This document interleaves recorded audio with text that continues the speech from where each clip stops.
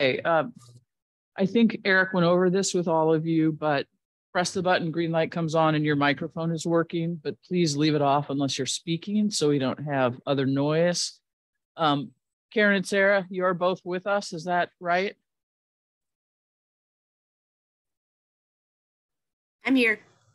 Thank you. Yeah, I saw your thumbs up. I'm waiting to make sure Karen's actually here.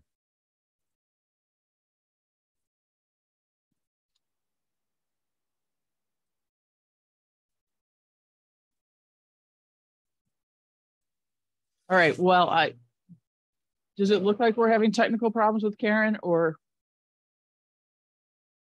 There, okay, gotcha. So then we will forge ahead. So we're gonna have a very, very brief meeting to vote on the consent agenda here, and then we'll move right into interviews for the Charter Review Advisory Board.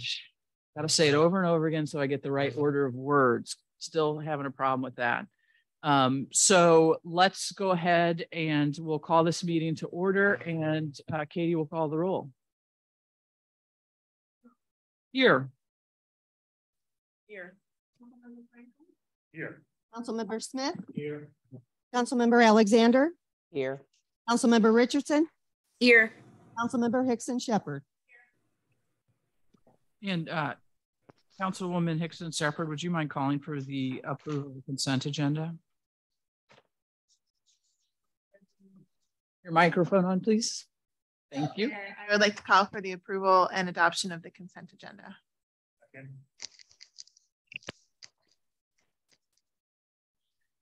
All right. Councilmember Smith. Yes. Councilmember Franklin. Yes. Councilmember Smith. Yes. Councilmember Alexander. Yes.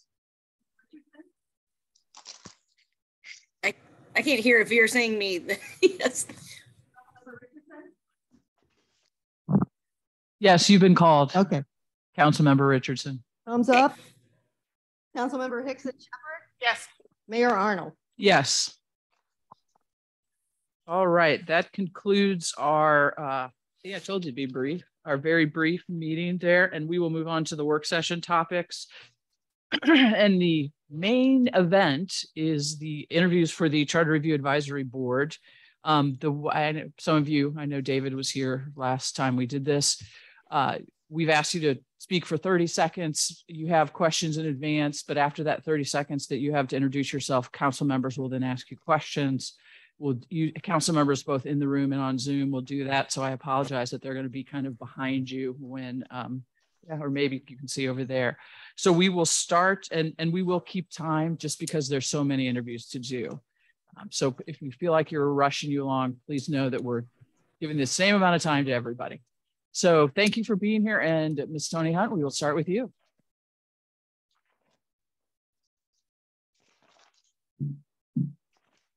Just an introduction.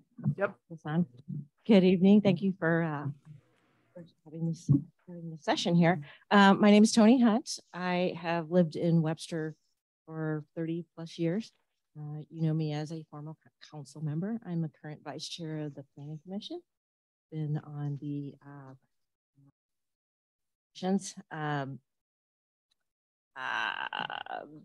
that's me. Yeah, yeah. That's pretty much me. All right, thank you. We'll just dive into questions. Emerson, would you like to begin?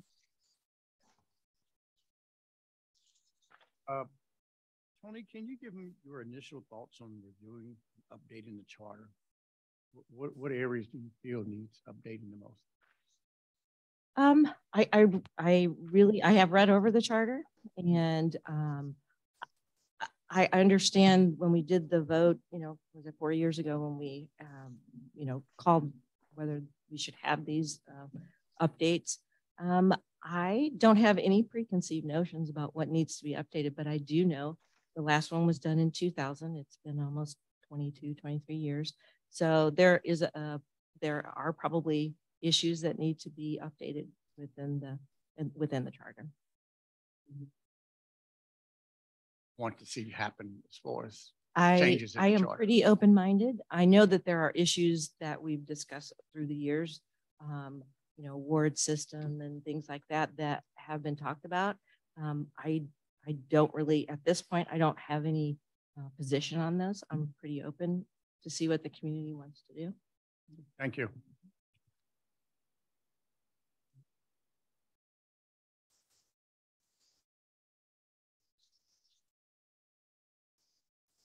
What happened? I can't hear you. My typical approach is, you know, I like to think I'm a good listener. I respect all opinions and I'm open to all opinions. I like to stay organized, try to use our time wisely when in meetings. And I try to be well prepared and well read. I like to think of myself more as a better Indian than a chief, but I can lead if I'm asked to, but I am a good communicator. Thanks so much for being here and thanks so much for applying. Why have you applied to be on the Charter Review Advisory Board? Because I am involved in city business. I've never been on a Charter Advisory Review Board before. I have worked in city government or county government my whole professional career. I think it's interesting. I also think that changing of a charter is like changing of the Constitution. I think it's very important. It's a very serious matter. And I would like to think that I would bring that seriousness to the committee.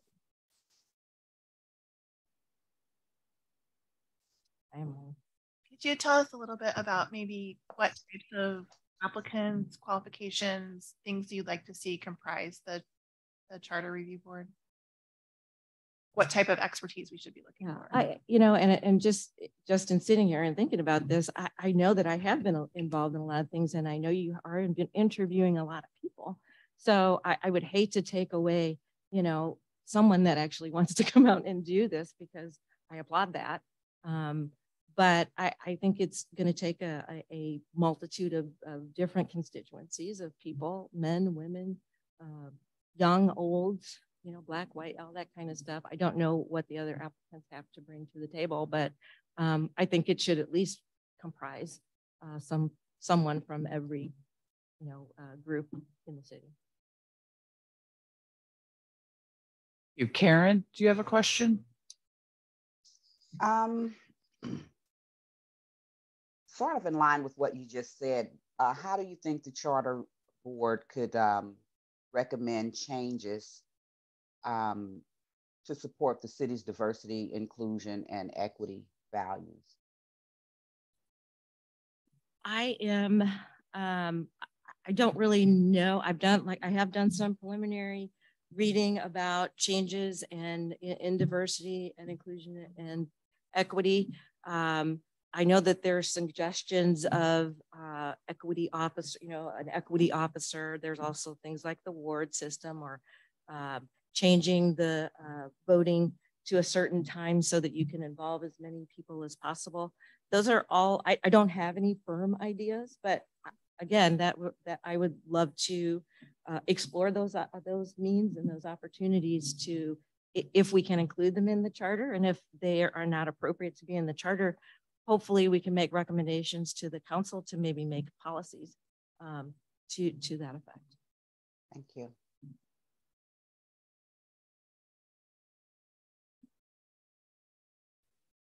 All right, I couldn't hear you. Are you asking me? Could you just tell us about 3 characteristics that you feel that you would bring to this commission and what impact those might have? I would like to think I would bring experience, expertise working in groups. I think I'm collaborative. I am open-minded. I have respect for other people's opinions. I'm a very positive person. And if you know me, you know, I like to feather everything with a little humor. And I think that means it's my turn. And, you know, as a former council member, it could be that people defer to you, or you have more influence than other members of the commission. Do you think that's going to happen? And if it might happen, what can you do to make sure that, you know, everyone on that commission has an equal say in what's going on? Good question. Sorry, that wasn't on the list, so I apologize for that. I think I know pretty much all of you on this commission, and you know me well enough to know that I am not a, I don't talk over people. I try not to, my opinions are my opinions, but I also am very, like I said, I am very collaborative, and I listen to other people. Like I said, I'm a better Indian than a chief. I like to think of myself as one that likes to sit back and listen. Lastly, is there anything else that you want to mention that we haven't talked about?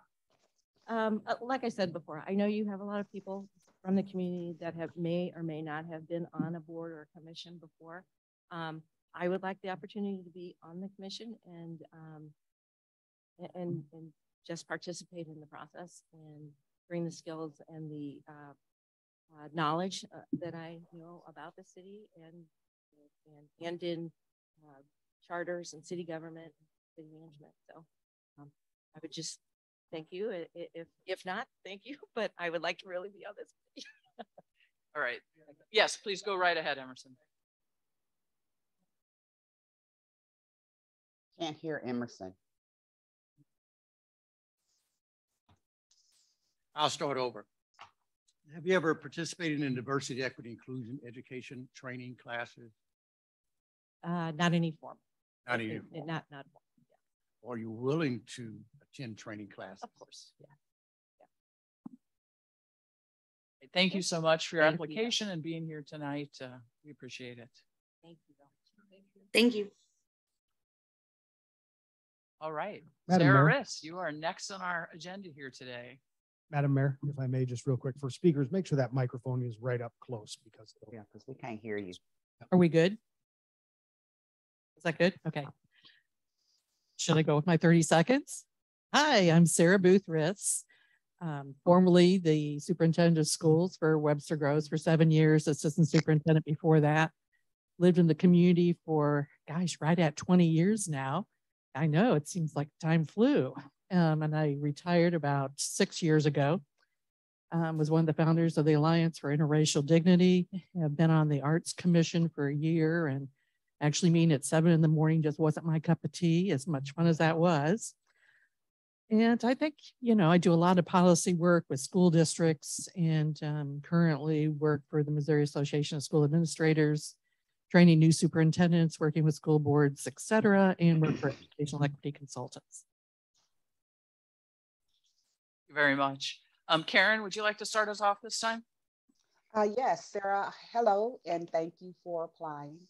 And so why have you applied to be on the board?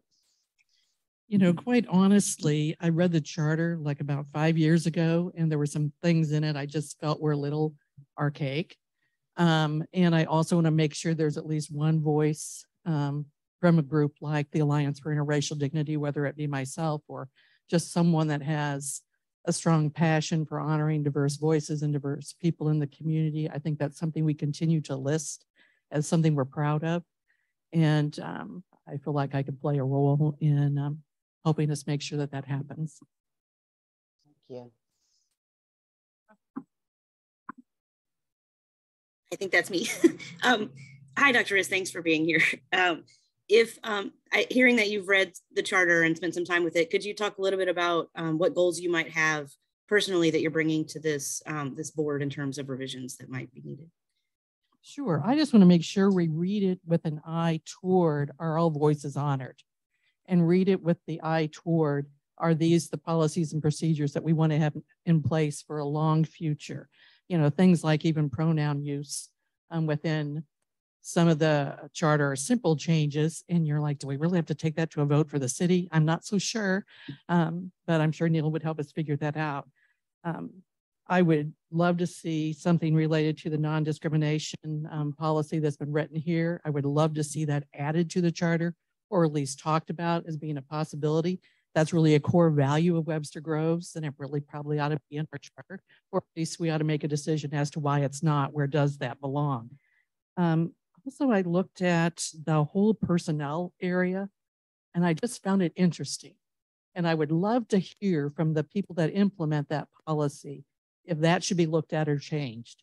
Having worked in an environment with well over 700 employees, if I had to live under that system, it would be a struggle. I just have to say, but I think the best way for us to discover is that is or not is to talk to the people implementing it.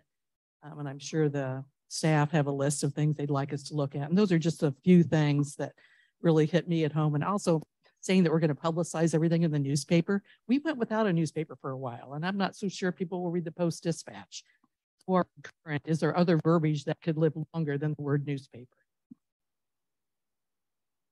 And Thank you. just the whole ward system, I don't know which way I'd go, but we got to talk about it. I hear it too much that we at least need to have the community conversation. Talk a little bit about your approach in working in a team environment. Sure. I mean, I really believe when you initially start as a team, you spend time to know one another. You spend time talking about what does a great team look like? What's a team look like that you want to come back to over and over and you don't want to miss a meeting? How is that structured? How will we behave as team members? And then we need to have some agreement on those standards that we're going to hold ourselves to. Too many times we just say, hi, this is my name, this is where I live, and we jump into action. But if we don't set the stage for the culture that's going to be centered in that room for how we're going to work together as a team, we've missed an opportunity. I do a lot of work with team building and a variety of organizations. And the first thing we always do is just set our core values as a team. And based on those core values, what do each and every one of us need to do to make those core values a reality? And then what does the key facilitator also need to do to make those core values a reality? So much for being here and so much for applying. You've answered a lot of the questions that we've already had prepared. So I'm just going to go off script here for a minute. One thing that this city, along with this country, has been dealing with is the idea of misinformation, disinformation, and false information. And we just went through an election cycle where we saw a lot of that even within our own community. And the question I have is, you know, there's been a lot of anxiety about us even doing this, going forward with it because of the misinformation and the disinformation. How can this commission and what can the city and this council do to assist in eliminating or at least decreasing the amount of misinformation and disinformation that is shared about the charter and about charters in general? Sure. I think really one thing that characteristics that I bring is transparency. And a lot of times that's a buzzword. But I think before the team actually starts its work, they need to discuss how are we going to be transparent? How are we going to share our minutes on a regular basis? You know, when you have to wait if you meet on the first and you can't share your meetings until they're approved on the next Monday, there ought to be something. I think maybe the battery is going here. Yeah, something. Maybe we could have preliminary minutes be sent out. Let people view the meetings in person. Set out our plan for how are we going to engage other voices up front. And I think there need to be a series of community meetings where people are invited to participate so their voice is involved in the charter. I don't see as only the people selected tonight as the ones involved in deciding changes in the charter. We have to have a plan and people need to know the plan for how their voices are going to be engaged. A lot of times it's just lack of opportunity of engagement and not feeling invited to the table that cause people to question what's true and what's not true.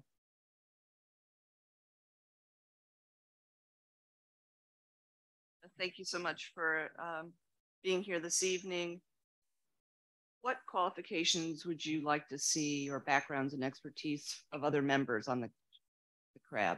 I would really like to see the city council sit down and say, we need representatives from this group, this group, this group, this group, this group. Because when you make decisions that are important like this, you first start with who's at the table. And if you don't, ooh, sorry. That was just a really profound thing I said. If you don't have the right people at the table, you are not going to make good decisions. I think you also want people that are going to challenge one another. If you have everybody on there that are going to agree to that very same thing, you are not having honest discussions. So you have to have diverse opinions, but a willingness to listen, to understand, and also an ability to create that clear understanding of what does consensus mean. And consensus doesn't mean everybody agrees. It means everybody was heard, everybody was understood, and I can live with this. And so those are characteristics I would look for, but I want to know who are the type of people that you want to have at the table so diverse voices are represented, heard, and understood.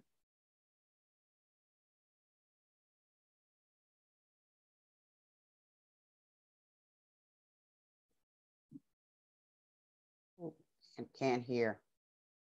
That's because I haven't said anything. Oh, okay.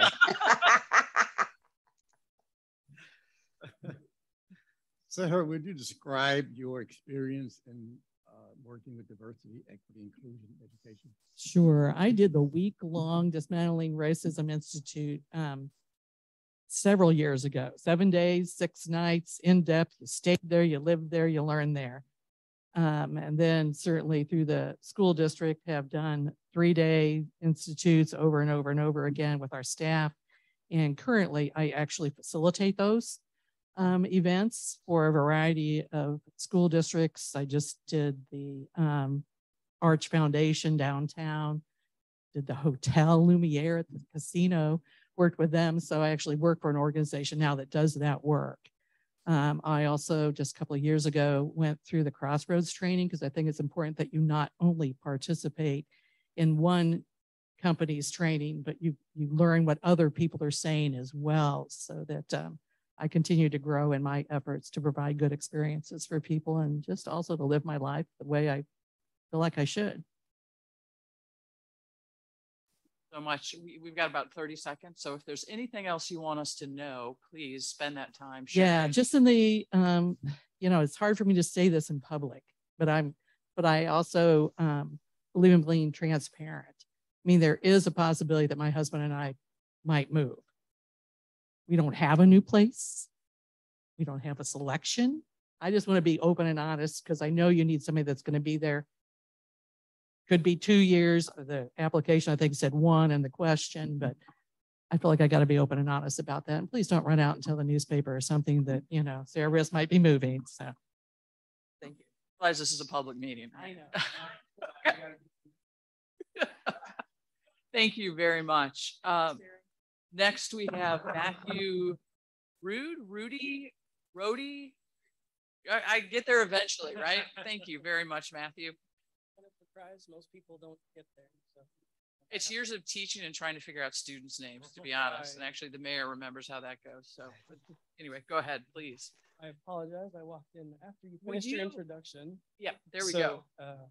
Stare, and I'll tell you. I walked in as you finished your introduction. I think you're asking for a 30-second intro to myself. Was what I pieced together. Yeah. So Matt Rody. I have lived in Webster for about 4 years. My family and I moved here 2018. We've lived in a number of places across the country. I think we're done doing that now. We found a place we really like here for a number of reasons. Looking forward to sending my 2 little kids to the schools and really enjoy the community. I'm an aerospace engineer by profession. Yeah, that's. Emily, we'll let you start this time. How about? Or can you tell us a little bit about why you decided to apply? Yeah. You know, fundamentally, I think this is a really important undertaking by the city. I think it's something that as a resident, as a citizen, I want done with purpose, done deliberately, done carefully, and done with a lot of consideration for all the perspectives across the community. It's been clear the last couple of years that there's, you know, not everybody thinks this is working, what we have, and different opinions that need to be brought forward. And so fundamentally, I just wanted good people. Mr. Rody, I am so sorry to interrupt you. They cannot hear you at all online. If you could. That is a problem for me. I don't talk very loud. I'm sorry. It already sounds really loud to me, but I will try. So where was I? So I just wanted, fundamentally, I wanted good people to do this job. I encouraged everyone that I could think of that I thought might be a good fit, and then ultimately got to the point where I should I can't just keep relying on everybody else to do things. I should give it a try as well. So that's altogether why I decided to apply. After reviewing the charter, is there anything in particular that you think needs to be revised, updated, talked about? Anything in particular that comes to mind? There were a few things that did catch my mind. I don't really come at this with a personal agenda, so to speak. I think for me and people like me, this is working fine. I don't think that's true for everyone, and I think it's worth a look. It's been mentioned earlier as well, but I do think consideration of some sort of ward type structure, whether that's all wards, whether there's some mix of wards and at-large candidates, I think that is worth serious consideration to really meaningfully and go after getting everyone represented in the community in a really fair and more equitable way. I was considering some changes to some of the bonding requirements or the language of the bonding section in the charter as well. And then the third thing that caught my eye was some of the non-discriminatory language in it was the personnel section. That would be worth looking at. But ultimately, I would hope that the community is involved in this process and that they feel empowered to contact and communicate with and have a dialogue with whoever is selected for the board. Thank you for stepping up and being here this evening.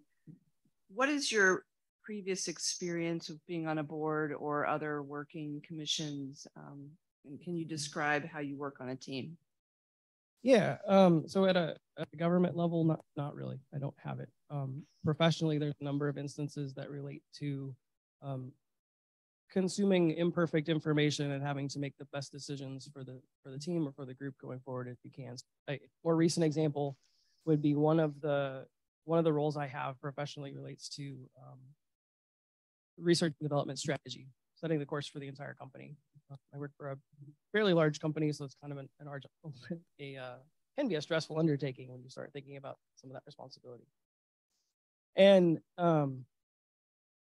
part of it is in my area of expertise and part of it isn't. And so it involves finding people that do have that experience or that exposure, getting their feedback, incorporating it with the rest of my team and deciding on the best path forward for the whole. And that's not necessarily the best path forward for everyone. That's the best path forward for the group. And just owning the consequences of that decision doesn't always make people happy. But we have our reasons, we do the best we can, and we move forward. The second part of your question, I think, related to working on a team, was that right? Yeah, it's not my natural inclination to walk in and take charge. I think it's perhaps to a fault sometimes. I will be quieter and listen. And part of that is because what I like to do on a team is to first spend time figuring out who I'm on a team with and how they operate and how they think and how they respond. To me, a large part of working successfully on a team gets to the psychology of it all. We can be the best experts in whatever thing it is we're trying to do, but if we can't talk to each other and relate to each other, it doesn't matter. So we start there, and I think when we start there and we reach a common understanding and a common language, we can move forward, and that has been successful for me in the past.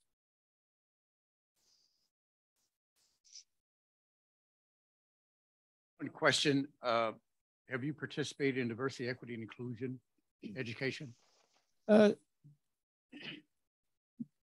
Some, yeah. So usually that comes in as part of leadership development courses I've been through. Never necessarily its own full set of courses. Usually it's a lesson or a chapter or whatever, something like that. Most recently, it would have been in the last 12 months. It was a monthly series, leadership development related stuff. And the one I remember in particular was actually a fantastic talk. The woman who put on that seminar, and a lot of times we talk about diversity, equity, and inclusion being things we can easily categorize, especially in the aerospace industry. There's a lot of disparity, right? And so things we can easily categorize being men versus women, or white folks versus not white folks or things like that. And she, pointed out which is something that I had internalized and known all along, given where I've come from, but pointed out all the different ways that you get diversity. So applied to Webster Groves, right? It could be folks that have lived here a short period of time, folks that have lived here forever, folks that go do construction or trades during the day, and working professionals, any number of ways. Certainly we've got our racial disparities and that sort of thing as well. And it was enlightening to us in that a lot of that I think I had understood given where I grew up, but not, it doesn't get talked about a lot. And I think it's a really important aspect of it. Thank you. Erin? What type of people would you like to, qualifications, backgrounds, expertise would you like to see on the board?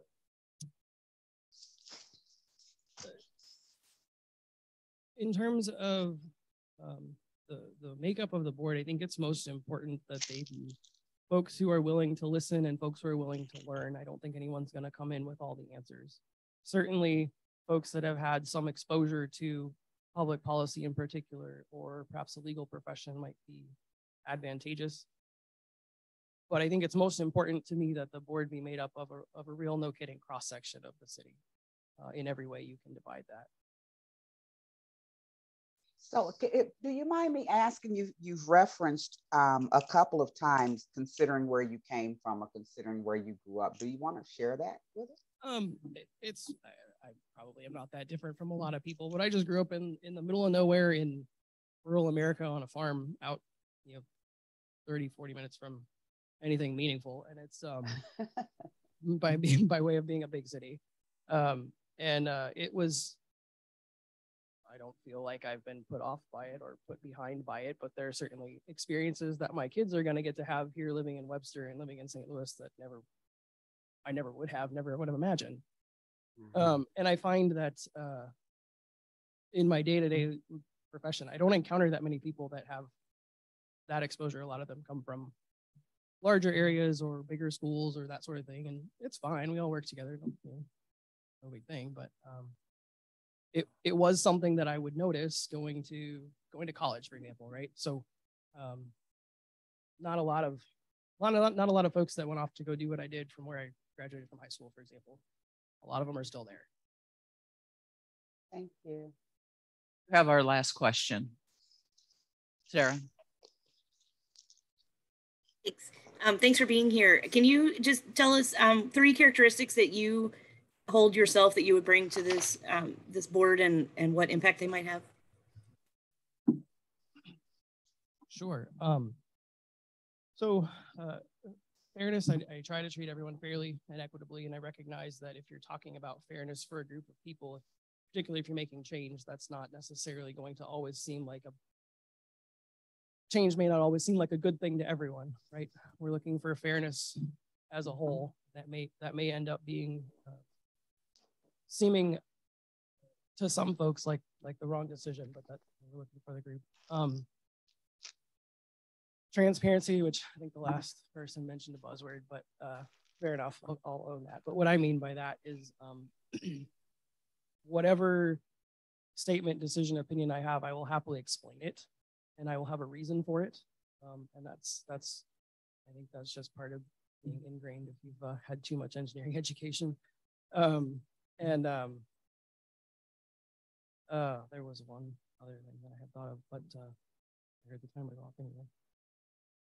Thing comes back to you. Feel free to just send me an email and absolutely I'll share it. Thank you so much for being with us, for applying, and we appreciate you spending some time talking with us. Thank you. It's lovely to meet all of you in person instead of seeing your picture. Yep. Thank you. Kyle Klemp, you're next at our podium. Welcome. So for those of you who have arrived, we're spending about 30 seconds for you to introduce yourself, and then we just hit you with questions. Awesome. Yeah. I wasn't expected to be in public, so this is very exciting for me. So hi, my name's Kyle Klemp. I actually moved to Webster Grove. Closer to the microphone. I can see Karen struggling to hear. So this is into that. Okay. Yeah. Hi, everyone. My name's Kyle Klemp. I actually moved to Webster Groves after an exhaustive house search. This was the 13th offer that I put on, and my partner and I moved off of Big Bend in September of last year. I have a background in government, graduated from Mizzou with a political science degree, and I've worked in government ever since. I'm glad to finally be in this is the first house I've ever owned. I'm glad to finally be in a community that I care about. When I saw this opportunity, I was very excited and said, I talked to my partner. I said, I really want to, get involved in the community. I love Webster Groves, and, excited to finally, instead of working in government, actually, speaking with my own voice and putting my own ideas into a board. Thank you. We're going to start on Zoom. So Sarah, would you like to start this time? Hi, thanks so much for being here, Kyle. Could you talk a little bit about if you've had a chance to read the charter and anything that may have jumped out to you that needs review for this board? Yes, so I won't lie and say that the charter is a thing I've been reading a lot before learning about this opportunity.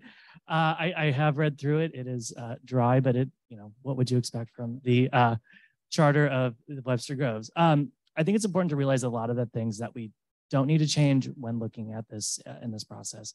For example, I think the council city manager sort of form of government is a really strong attribute that Webster Groves have. There are 88 municipalities in St. Louis County. They don't all share that distinction. And I think that the work product speaks for itself that this is a successful and the best way to run a government. There are obviously other things, otherwise this board wouldn't exist. For example, I just looking, listened to a couple of people talk about equity. There's no reason that every other department director should be listed as they, other than the public works director who is listed as he. I think that's probably been addressed before, but I just got here.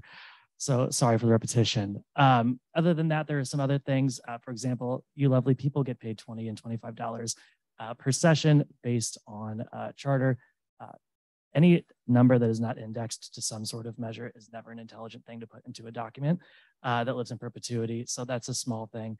But really my goal is, my background's in project management.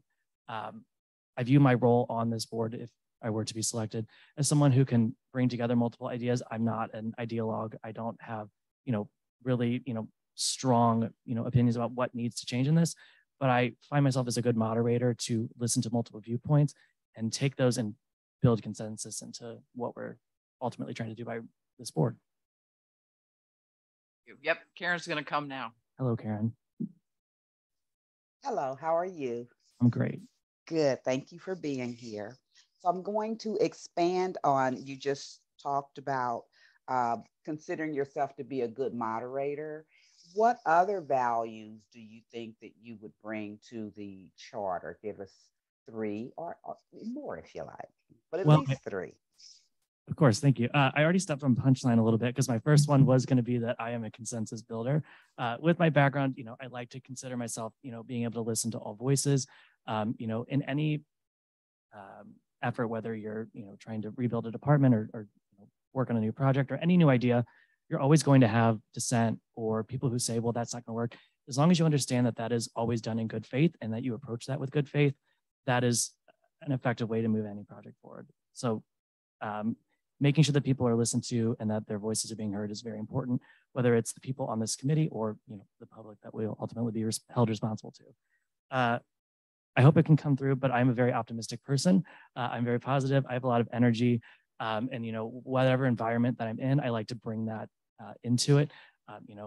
This to some people, though, this is kind of my passion working in government. This can be very boring work. So anyone who can boost the morale in any organization is going to be helpful.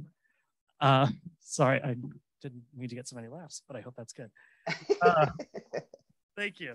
And then I think everyone, I know it's a value that the council has. I know it's a value that everyone has shared up here, but making sure that we're viewing this document with a lens towards equity, equity of the characteristics that people have, whether it's their race, their gender, their orientation, also valuing the input of other people's backgrounds. We're modifying things from the public works department to parks to legal to what have you. We should have a board and we should keep in mind towards the background of the education level, the employment, the income levels that everyone has. And I think if we're mindful of that, that can make this a much more successful endeavor. Thank you.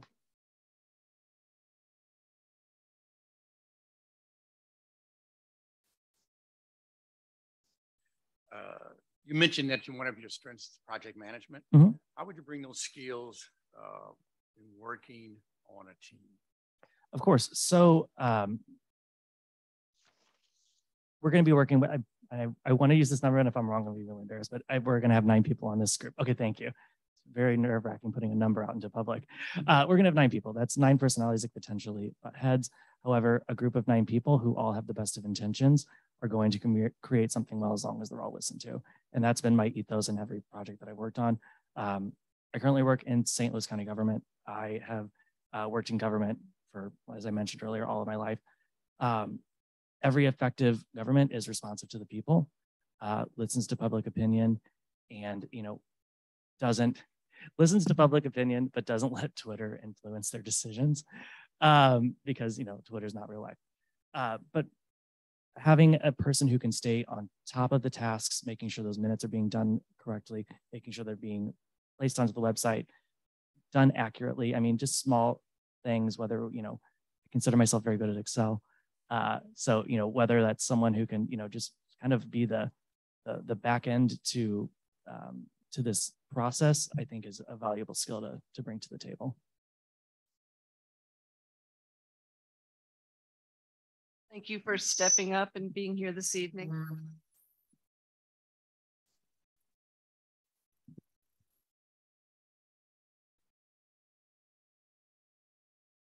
Can you please describe your education and training in diversity, equity, and inclusion?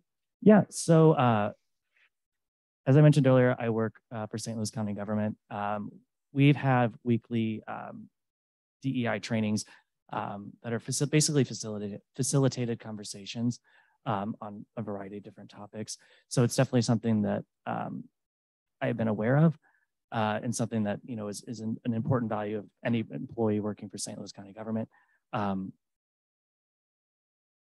trying to think of how I want to say this effectively. I think when I sit in these trainings, and this might sound a little left field, but when I sit in these trainings, it's very interesting to hear the perspectives of lots of different demographics. We have people my age in my office. We have people who are skew a little bit older, and it's just interesting kind of hearing people's lived experiences, how they influence those conversations. And we all live in our own bubbles. Most of my friends are around my age. I have the same background. We probably have most of our friends from high school and college. Whenever you're in a workplace setting, you're getting people who you never would have interacted in another way, and having those conversations and seeing how those people's lived experiences kind of shapes the exact same conversation that we all just witnessed and the training we just witnessed.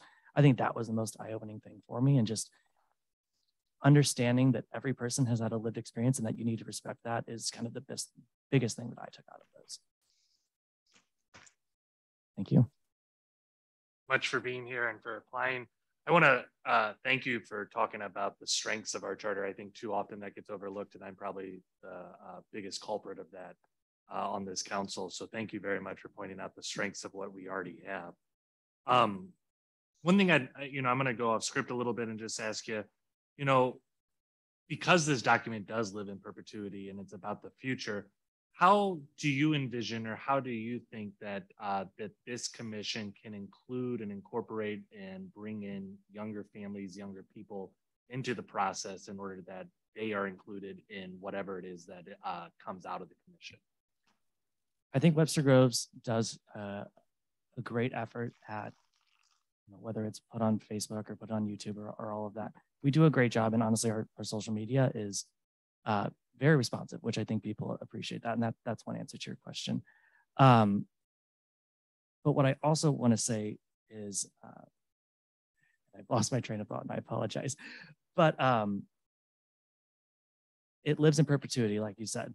By the same, flipping the coin of that, because it lives in perpetuity, we don't need to be so prescriptive in what we say in the document. I think that the biggest goal that I would have, and again, I'm kind of saying this not to suck up to the council, but there's a role for the council being so prescriptive in the charter and not allowing the public to communicate their wants and needs to their elected officials because the charter is so prescriptive.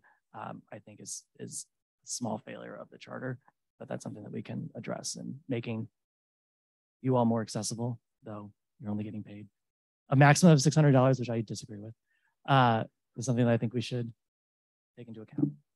Kyle, thank you very much. Emily, sorry, we're out of time. I'm sorry. We really I'm appreciate you long-winded. being here. We appreciate the application. So thanks for joining us tonight. Thank you. And we're going to move to the next Kyle, Kyle Wilson. And Emily, when he finishes, we'll let you start. Awesome. Well, first of all, good to see all of you again, and nice to meet you. I hope you'll forgive my casual dress. I was running around Beta with my son before this, and I ran out of time to get changed, so forgive me there. The introduction about me, been a Webster resident for 7 years now. I've been a volunteer on the Architecture Review Board for 5 years. I did participate and was the chair of the TIF Commission for Douglas Hill. And I have just a general curiosity about all things process and government related, as well as land use related. And I'm also willing to volunteer my time and be involved and put myself in the arena, so to speak. Professionally, I am an architect and I work at a general contractor doing design, build, construction, delivery all around the United States for developers, end users, primarily in the multifamily and the large industrial type developments, big box warehouses. I'm also a partner and minority owner of a WBE architecture firm. It's me and a friend of mine from high school and our 2 other employees. I'm the only male there, so I spent a lot of my time working in a all-white male construction executive group, and then I spent a portion of my time interacting with a wonderful group of women and creating a architecture and interior design firm from scratch, and we've been doing that for about 3 years now. It's a lot of fun, really some cool projects going. So I get I wouldn't say the best of both worlds, but in one environment I'm the most liberal, and in one environment I'm probably the most conservative, and I get a nice conversation happening. I appreciate it. I have my wife's a school teacher, and I have a 3-year-old son, Henry, who goes to Amber. So that's the about me. Fine, and for being here tonight. Can you tell us a little bit about your first take on the charter, or maybe not your first take, but are there things that stand out to you? Do you have ideas of areas you want to look at? Yeah, I do. I've read it twice, once a couple of days ago and once about 3 hours ago, preparing for tonight. But one of the things that struck me, and I'm not an attorney. I've taken a business law class once. That's about the end of it. But it seems to me that there is, this might be an unpopular idea, but there seems to be an incredible amount of strength around initiative petitions and allowing citizens to undermine, zoning opportunities like the A2. There was a lot of discussion in the questions about equity, diversity, inclusion. However, if you are handcuffed by an outside, let's say, influencer with money to run an initiative petition, then what is the value of being on the city council to try to drive policy? So it kind of, in my opinion, and through evidence, handcuffs the ability to actually impact land use, and especially if you understand that, like, the exclusionary history of zoning and everything behind it. So again, I'm pretty passionate about land use, and I feel like there's an impressive amount of power that handcuffs the ability to incite change. On the flip side, it's also very interesting because if I understand it correctly, you can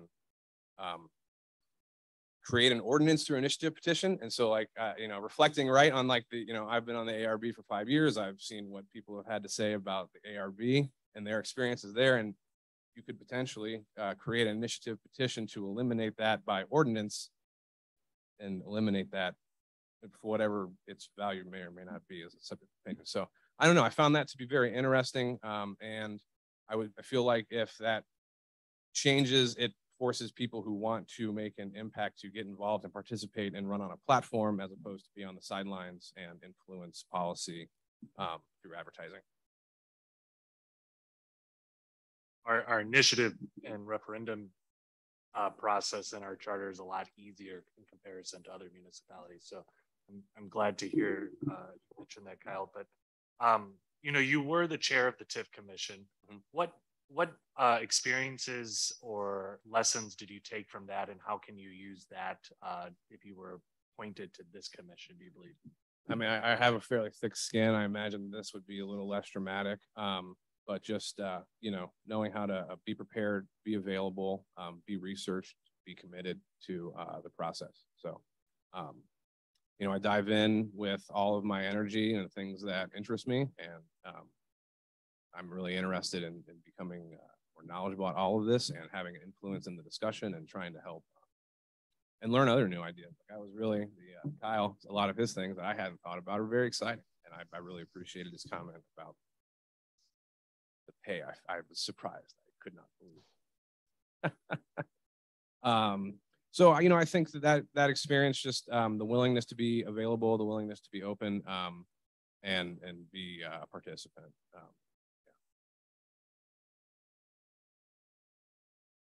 Well, thank you for being here this evening. What types of qualifications and backgrounds and expertise would you like to see from other members in the group?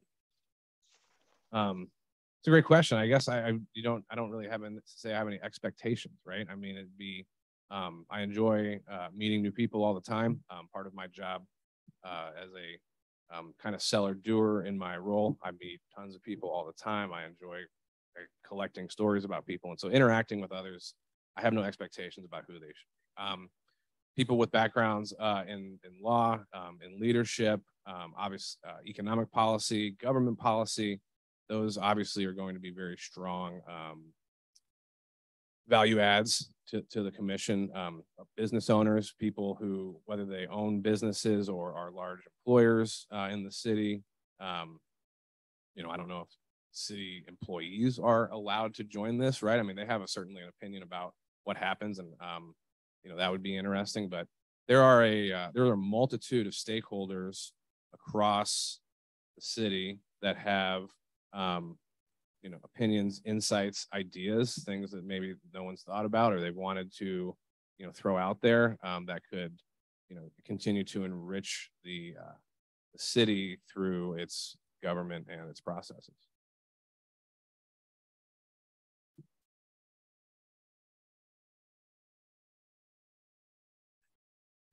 Hey, Kyle, have you participated in any diversity, equity, inclusion training? So I heard that question earlier. I have not participated in any formal DEI training. I have participated in other educational type seminars. I work in an industry that suffers greatly from a lack of DEI. If you're familiar with the demographics of architecture, engineering, and construction, it's a major issue. But so it's talked about a lot, but it's not solved. But I've never been offered the opportunity to participate in it through an employer or any other program. But not that I'm not interested. Are you willing to take classes? Yeah, absolutely. You know, I don't hesitate to read about it. I'm passionate about, like I said, equity through land use and through reading and that, and you continue to move on and educate yourself about things of that, you know, background and nature. So absolutely. Thank you. Aaron, do you have a question? What core values do you think you would bring to the board? Thank you. I love core values discussions. We're talking about them a lot. Number one, fearless communication. I work in an environment that communication is critical. There are different forms of communication. There are different urgencies and complexities to communication that will affect how you communicate. But the number one thing you have to be willing to do is communicate in a fearless manner. You can't allow your fear of someone else's reactions to stop you from breaking bad news.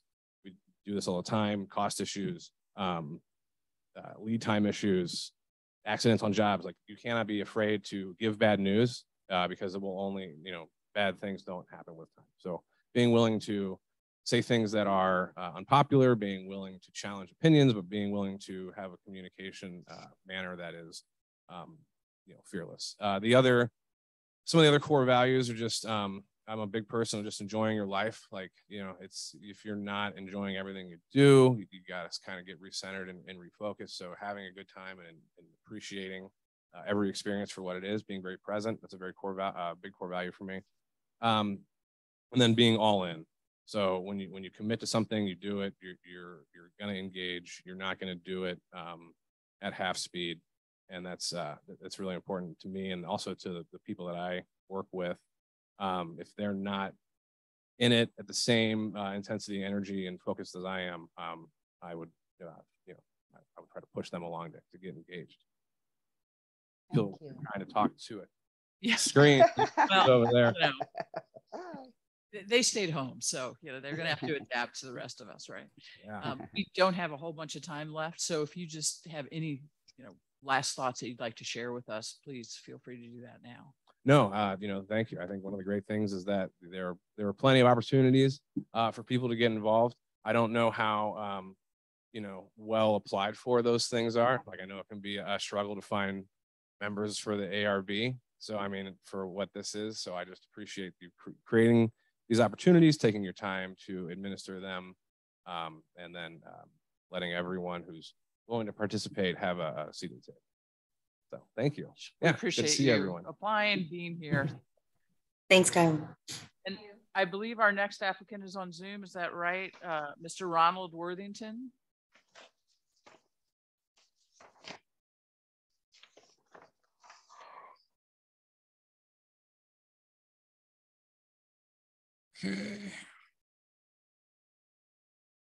Okay, I think I'm hooked in. Can you hear me? We can't hear you. And so if you'll just, take 30 seconds to tell us about yourself, then we'll ask you some questions. Thanks for being here today. Sure, you're quite welcome. Well, I'm Ron Worthington. I'm a Webster since, just almost 30 years ago, since 1993. We bought our house that we're still living in. I'm a professor at Southern Illinois University in Edwardsville. I teach human genomics and pharmacogenomics there. And I'm in my 19th year there and will be retiring in January of 2023. And so I think that influences, it helped me decide that I can make major time commitments to a civic responsibility as one would have working on this board. And so that's motivated me to look for opportunities to serve the community. And because I think the charter is very important. I mean, it is the constitution of the city, after all. I think it's important that it be looked at and, if necessary, revised on a regular basis as it's set up to do every 8 years for a vote of the people to ask for the need for a board. Other than that, we're empty nesters. We've got one child with a family here living in Webster, and kids go to Webster schools. And my wife is also retired, and actually she serves on the library board. Thank you very much, Mr. Worthington. Karen, would you like to start us out with questions, please? Yes, Mr. Worthington, thank you very much for applying and being here with us. And so what are your thoughts on reviewing the board? I know you said you think it's very important. It should be looked at. Are there anything in particular that have stuck out, that stick out to you that need to be considered, or that have...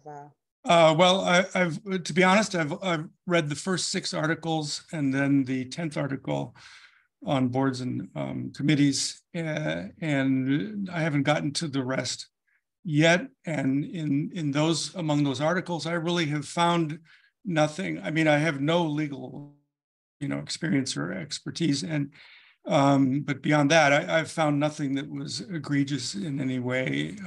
But I can certainly understand that members of the council and other people who work for the city and maybe other people on the review board may have really significant concerns with certain things, and so I come with a fresh slate in terms of looking at that kind of thing, and it'll all be new to me, and I bring no agenda. Thank you. Sarah? Can you talk a little bit about why it is that you've chosen to apply for this board in particular, and kind of what you might bring to the experience? Well, in terms of what I might bring is that as a scientist and a professor, I'm good at research and learning new things, and so I think I do a very thorough job of understanding the charter and understanding what the issues are. Beyond that, I mean, all I can do is reiterate that I think the importance of this is very great, and it would be, a great honor to serve in that sense of working on something that is important, especially if really important issues arise in the review.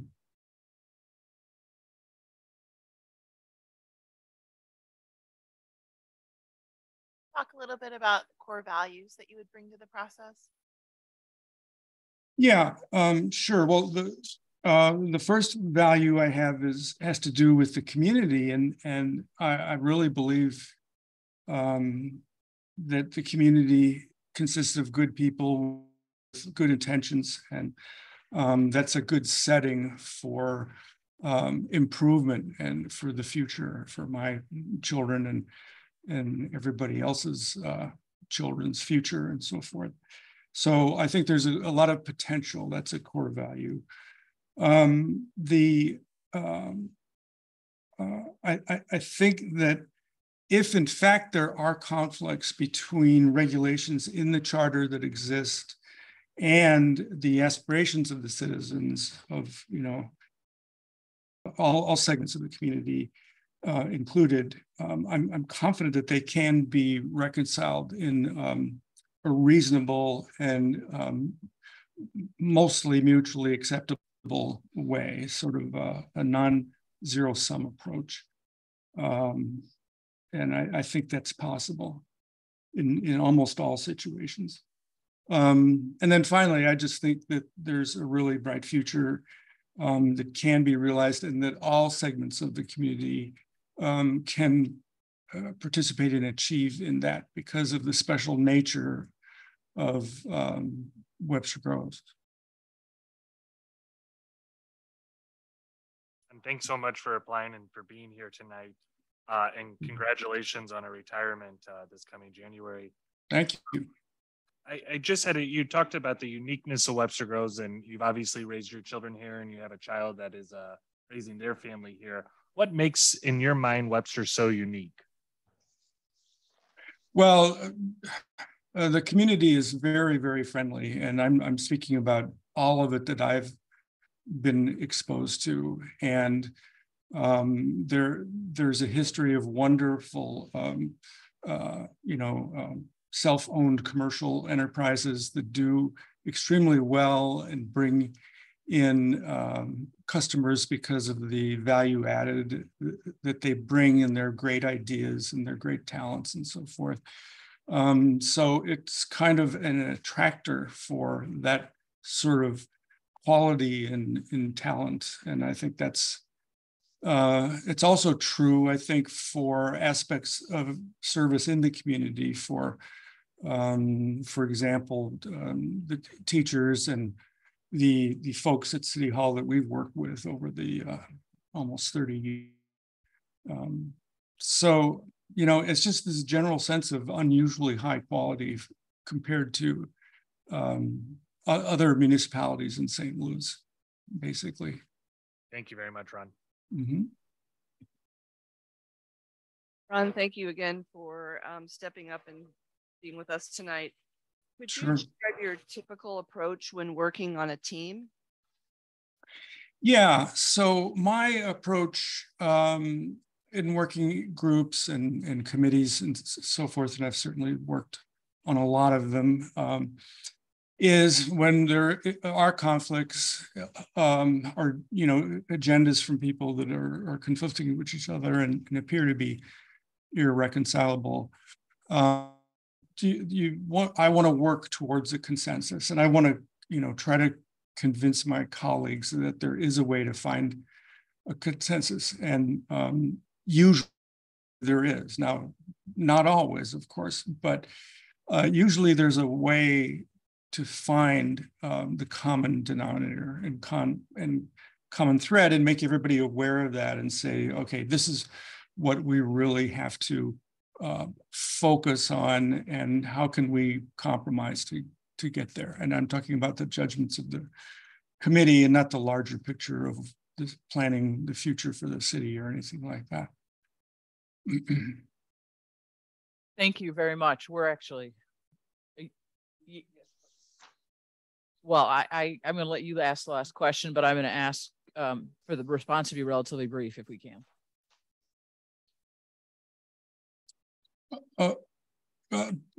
Pardon me, I'm supposed to ask a question? No. I didn't quite understand. That's okay. Have you participated in diversity, equity, inclusion, educational training? Yes. In fact, it's mandatory for us. I'm a state employee of the state of Illinois, and they started that program in 2018. We have to take it. Our jobs are on the line if we don't. And I must say that, I mean, it's getting a little repetitive because they haven't really updated the curriculum on it. So I've got it pretty well memorized, frankly. But it did, you know, when it first started, it did open my eyes to issues of discrimination and exclusion that I was not necessarily aware of or aware of at all. And so I think it does have value to do. And I certainly wouldn't mind going to training if others in the group are going to be doing that as well. Because again, especially if it's a different program, it might open my eyes even further to issues. Well, that is the end of our time. And so I will say thank you very much for being with us today. We very much appreciate your application, your willingness to come tell us a little bit about yourself. So very much thank you to you. And next up, we have Melissa Johnson, otherwise known, I think, to many of us as Mel. So.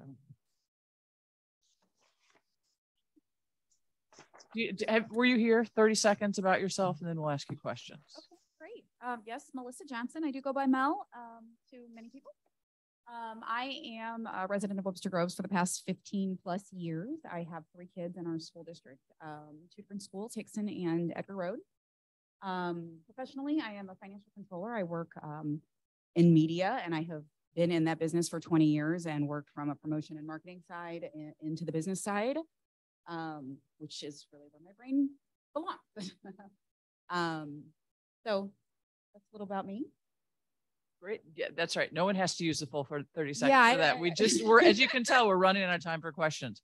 So Emily, why don't you start us off this time? Well, can you tell us a little bit about why you applied to be on the board? And sure. I have, over the past couple of years, been more involved in city government and seen sort of how things have played out over the past couple of years, seen a little of the ugliness in the community, and really wanted to be a part of not represent something that's not that, not just those voices being heard in our government. So many reasons, but that was the one that really made me apply. Much for applying and for being here tonight. After, you know, an initial review of the charter, is there anything in particular that stands out that you think the community should be discussing, that the commission should review, or anything that any changes that you think should be made? Absolutely. I think any document that references compensation and actual figures needs to be reviewed regularly. And that is one of the things that I really think needs to be changed. The fact, you know, I'm a mother of school-aged children, and there's not a lot of representation in our government of us because we don't have a lot of time. And so the fact that a babysitter is not affordable for you to be here tonight, I think is a real issue. So that's one of the biggest things that I see, but also language. You know, I think there's some wording and terminology used in the charter that I think should have been removed 20 years ago. And I think it's really important that we show who we are as a community. And address some of those things.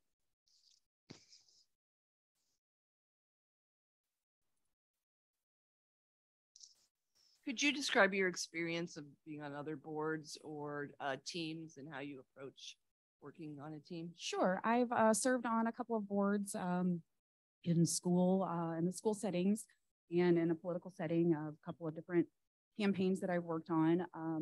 My approach is to listen to everyone else and kind of gauge their style before I kind of show really I am really just a natural leader. And so I do tend to step up and take that role if I see that it's necessary. I do like to stand back and see if it's necessary because I don't want to be the person that's always bossing people around. But I'm a natural leader. And so I also am like to stay at task. So I like to keep people, I don't really like sidebars and tangents, and I like to keep people on task and focused.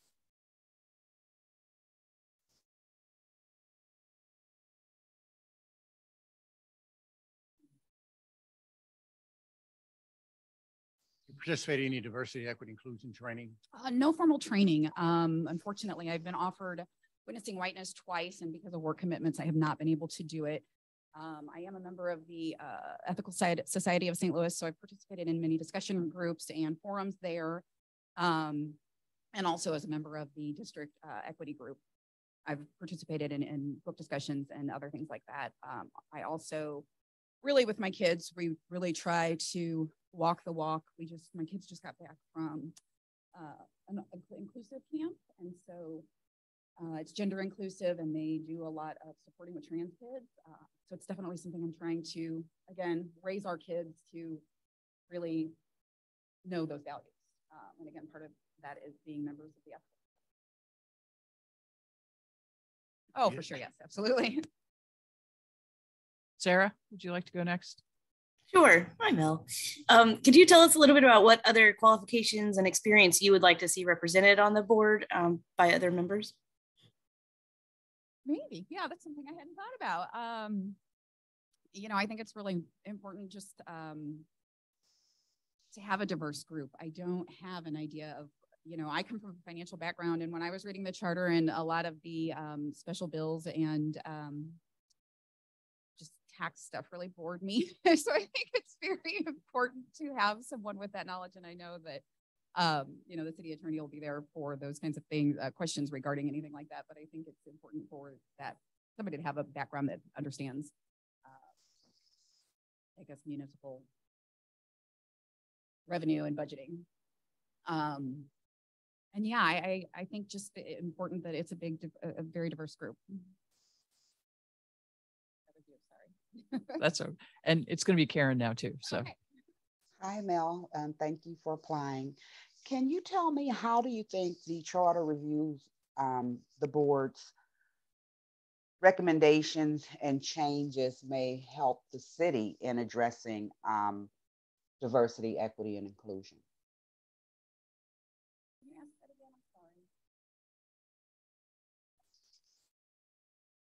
Sorry, she can't hear me. Repeat the question, can you please. ask that again? Okay, I said, how do you think the board, the advisory board, and its recommendations, any changes that it recommends, may assist the city in addressing diversity, equity, and inclusion? Well, I think a big example of that is, as I spoke about earlier, is just language used. So I think if you, for instance, there's something very minor, but councilman is used in there. And, you know, I don't call you a councilman, Councilwoman Bliss.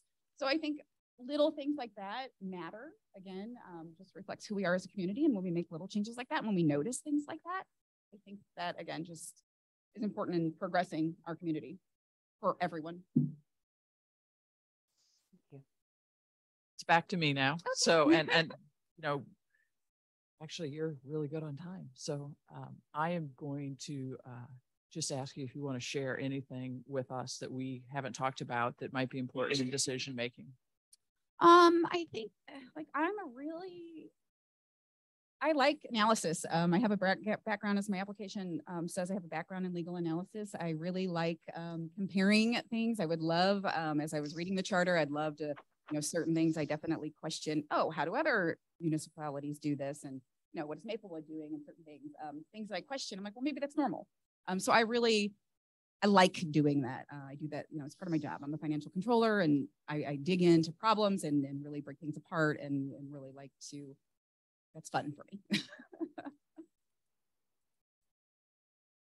Great. We're happy to have your application. Thank you for applying. Thanks for spending your time with us tonight. Again, thank you. We appreciate nice it. to see y'all. Thank you. Thanks, Mel. I believe we go to Jennifer Finney, who's on Zoom next. Is that correct?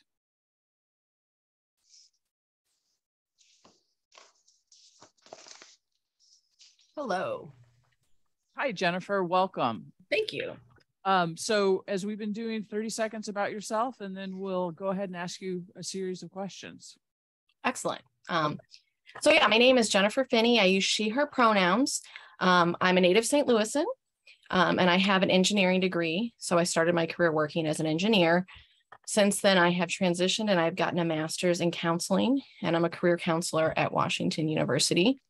And through that, I've become very passionate about social justice, as well as getting a lot of experience with detail-oriented reviewing of documents and things like that. I'm very excited to try to participate more in the city of Webster. We've lived in Webster for about 14 years, and I have 2 kids in the school system, and we really enjoy making use of the community in terms of like dentists and restaurants and things like that. Great. Thank you very much. Emerson, you want to start us off this time? Here, Jennifer, thanks for being here. What are your initial thoughts on reviewing and updating the charter? You mean like that I've looked at it and what I think about it? That's correct. Yeah, absolutely. So I've only read through it once so far. And again, the way my brain works is to really look at the wording and some of the details. So I focused mostly on the language rather than like more in-depth pieces. But I quickly saw several things I would want to be updated. There's some very antiquated language. I saw the phrase insane asylum, which I would definitely want to update. I saw statements about anti-discrimination, which is great, but they weren't broad enough. They would need to include sexuality and gender and maybe ability and other factors as well. So I made a note of a few others, but that sort of thing, really the language changes I'd want to see made in particular. Do you have experience previously from being on a board, and could you please describe that experience? Mm-hmm. Yeah, I've been on several types of boards. I've been on my church council as well as the education board at my church. I've been on a board at Washington University as an alumna for women in engineering and programming for alumna. I am on the nursery school board for the Ethical Society Nursery School. I feel like I left one out. And then at work, I'm in several committees. It's not officially boards, right? But some social justice committees and things like that, where we're addressing different issues. Thank you so much for being here, and thank you for applying. What's your typical approach when working on a team? Mm-hmm. Yeah, so I try not to, speak out and dominate. I like to listen to what everyone has to say. And really focus on making sure everyone gets to take part, right, and participate. So I want to make sure to bring out voices that may not be heard otherwise. I'm certainly going to speak up and say the things I think are important as well. But I want to make sure, again, that I'm not dominating, that I'm letting other people come in. And so I think when I'm on teams, often you'll see somebody does jump in and take the lead. And so then looking at who's not getting to speak and making sure to pull them in so we get a wide range of voices.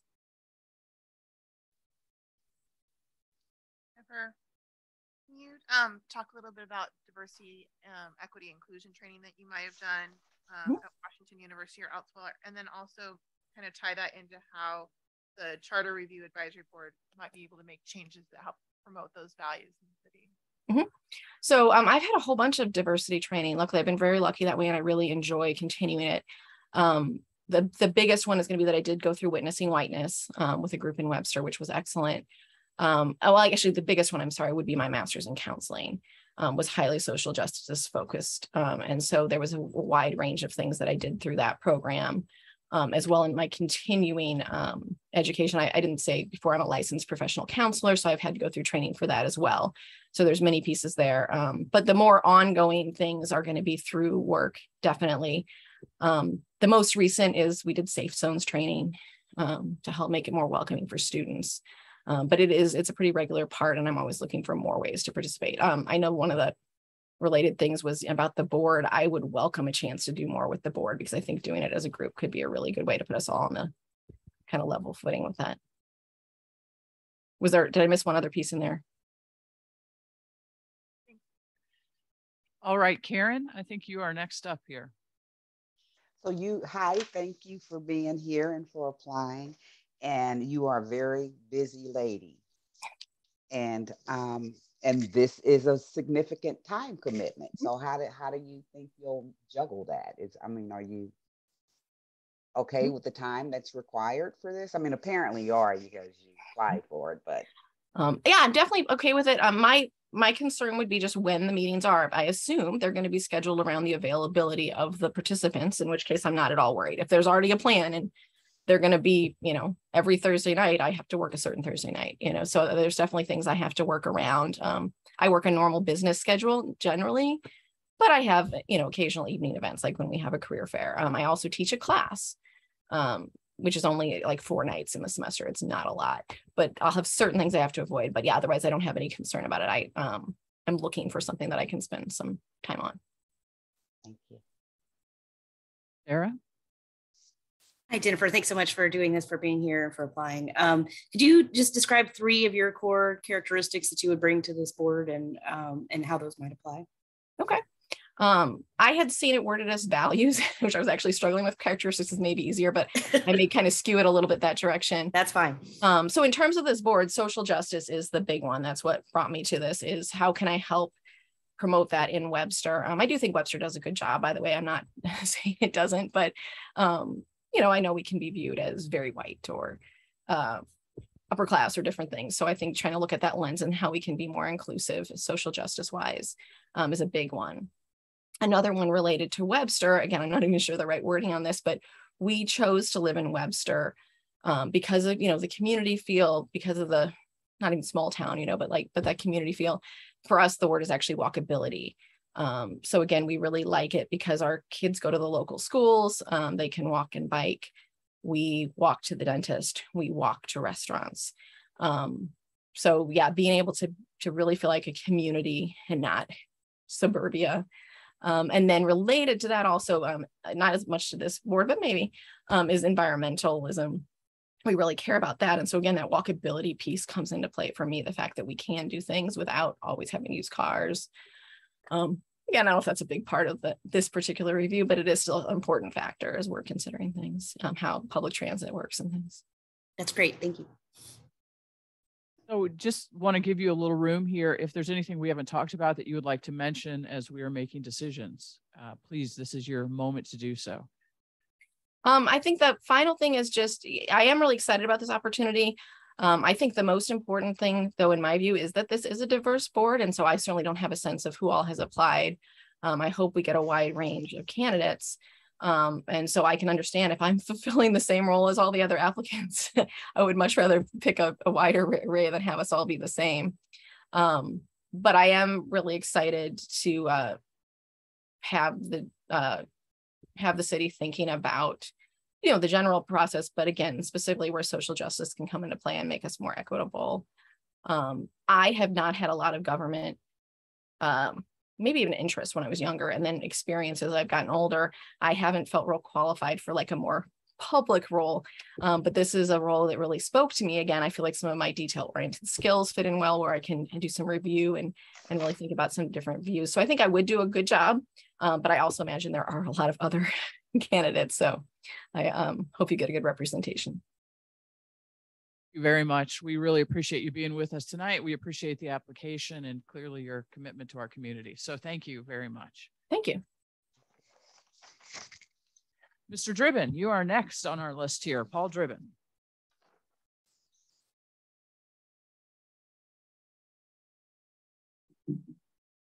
Hello. Ask you to make sure that you are close to the microphone, and if it feels like it's too loud, then it's probably okay. Okay. Is it okay now? Okay. Give you 30 seconds. Just tell us a little bit about yourself, and then we'll start asking you some questions. Okay. My wife, Brenda, and I have lived here in Webster Groves for 27 years. and raised 2 children, and now have 2 grandchildren here in the community, one of whom attends Webster schools. We love it here. I grew up in Chicago. Don't hold that against me. My master's degree is in political science from the University of Wisconsin. I've passion for government service. I worked in leadership roles with U.S. Department of Housing and Urban Development for 30 years, and then operated a consulting business on my own in the field of urban development. You know, I've studied government, I've worked with government, you know, all of that. So I continue to have a passion for it. Thank you very much. Sarah, do you want to start us off? Sure. Hi, Paul. Thanks so much for taking the time. Could you tell us a little bit about your time that you spent with the charter, if you've had a chance to review it, and what initial thoughts you might have about things that the board might need to address?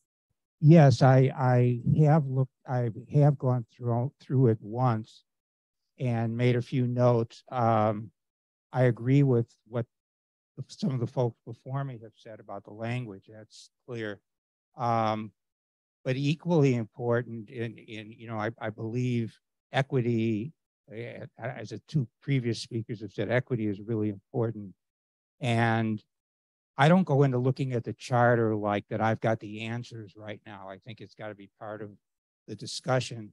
But to me, what stands out is, and this has been discussed on and off among people, for example, at-large elections, what does that do for diversity or not do? And, you know, my gut feeling is we should have district elections, but I don't feel, you know, like I'm going to die on the sword for that unless the community wants it. But I think that's typically, you know, there's been lawsuits brought on that issue successfully, you know, that it's not fair to civil rights to have at-large elections. And it also makes it more expensive to run for, you know, a less wealthy person. Similarly, along the same lines, there's places there where they refer to residency requirements. Like one that stood out was that to be on a, I think it was a civil service board, you have to live here for 3 years. I don't understand that, and I don't know if it's even legal. Again, my understanding, again, what we used to do with the feds were that you couldn't have time limits on residency requirements. You could maybe say you have to live there and not for a certain period of time. Similarly, for the city manager, it says that that person doesn't have to live in Webster when they're selected, but they have to move here within a reasonable period of time. I would ask the question, is it really important that the city manager live in the city? Again, I'm open to that, but I tend to not like residency requirements. So those are a few things that, you know, that's, you know, again, residency requirements, again, can be used to disadvantage people. And those are a few of the things that, you know, there's other things, but I don't think we have time to talk about it now. Yeah. Karen, I believe you're next. Thank you so much, Mr. Driven, for applying. And what is your typical approach to working with a team? Well, my typical approach is to, number one, listen, to be, you know, the kind of, you know, like I've just illustrated with some of the examples with the charter. I have these thoughts, but I'm not going to go into this group, if I'm fortunate enough to be selected, trying to impose anything like that. I want to listen to what everybody else had to say, and always I learn a lot from the other people in a committee, and to me that's really the important thing. I certainly, you know, I would certainly advocate respectfully for my positions, but I think the whole purpose of a group is to gain insights from, you know, from all the members, and that's what I would do. Thank you.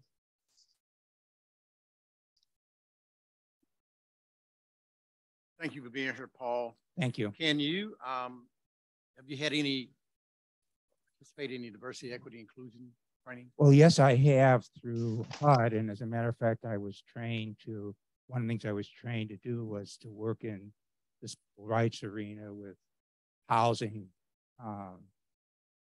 fair housing and all that kind of thing. But I'll be the first to admit it's been, I retired from the federal government in 2000. So it's been a number of years since I've been through that training, and a tremendous amount has changed. So I'd be very open to, any new training that might be available. And I think it's really important, by the way, that people go through that sort of endeavor. Thank you. Thank you for being here this evening. Could you tell us what core values Paul Duggan would bring to the team or the group and describe them? Yeah, one would be compassion.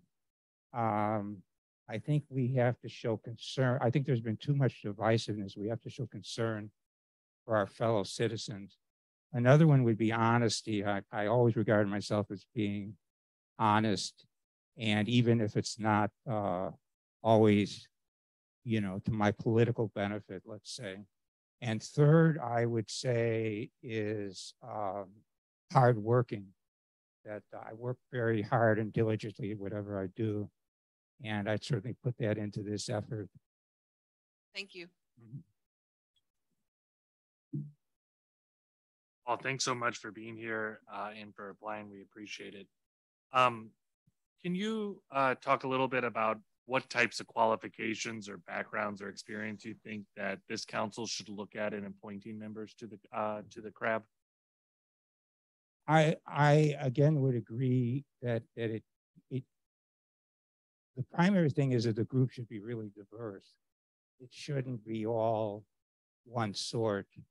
And but I would say a common quality people should have, and I kind of admire it of you who've been on the city council, is a degree of courage and integrity that, there's in the environment we're in, a lot of public decisions are subject to criticism.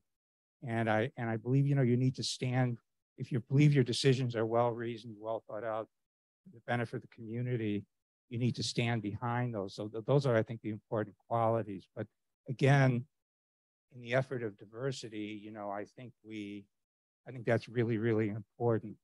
The number one thing. Yeah.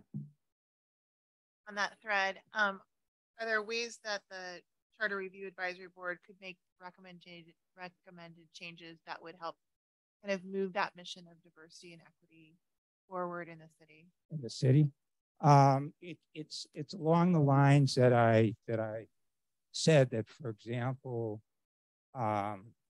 making it easier to run for office. How do we run for office? What kind of language do we have in these documents that talk about people?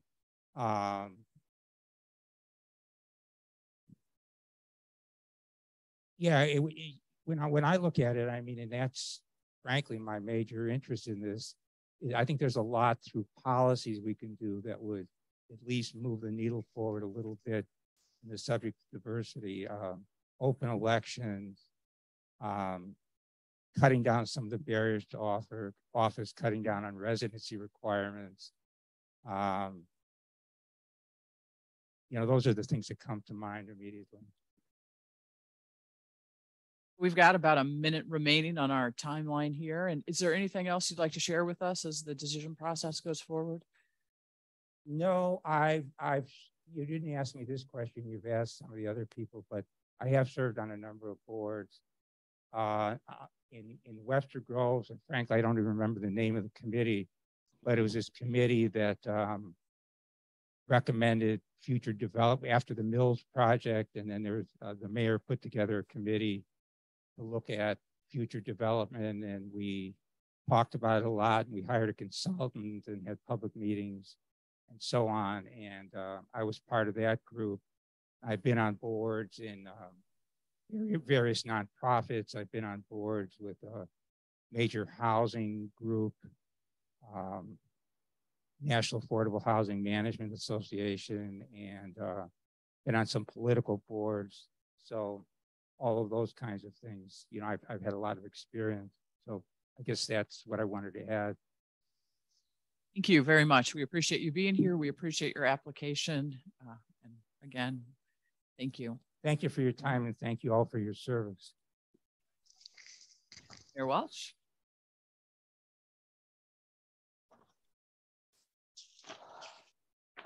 Is it strange to be on that side of this equation? This is very strange.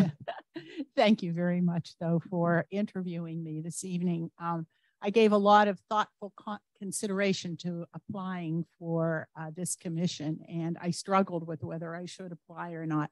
But in the end, I thought that my experience would be beneficial to the work of this committee, not only the 24 years as mayor, but 4 years as council member, the activity in regional and statewide municipal organizations. And so I think I understand governance and decision-making and thought that might be useful to this group.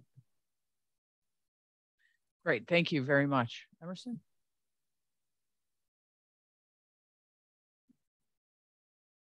Hi, Emerson. Can you, going back to our diversity question, have you participated in any diversity, equity, and inclusion education yes. training sessions? Yes, you know, we've had diversity, equity, and inclusion training.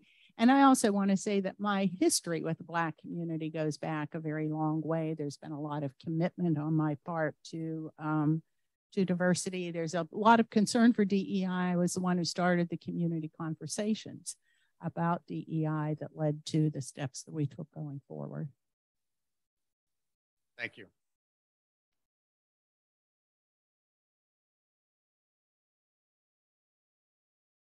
Great. Could you describe your ideal team and how you would work within that team? I think the ideal team is, of course, a diverse team, but it's also composed of people who understand the seriousness of the nature of a charter. I also would like to see a group that has no preconceived notions about what needs to be changed or what could be changed, so that you would have a group of people who respect each other, who are thoughtful, who are, you know, willing to invest their time and energy in the work of the group and work.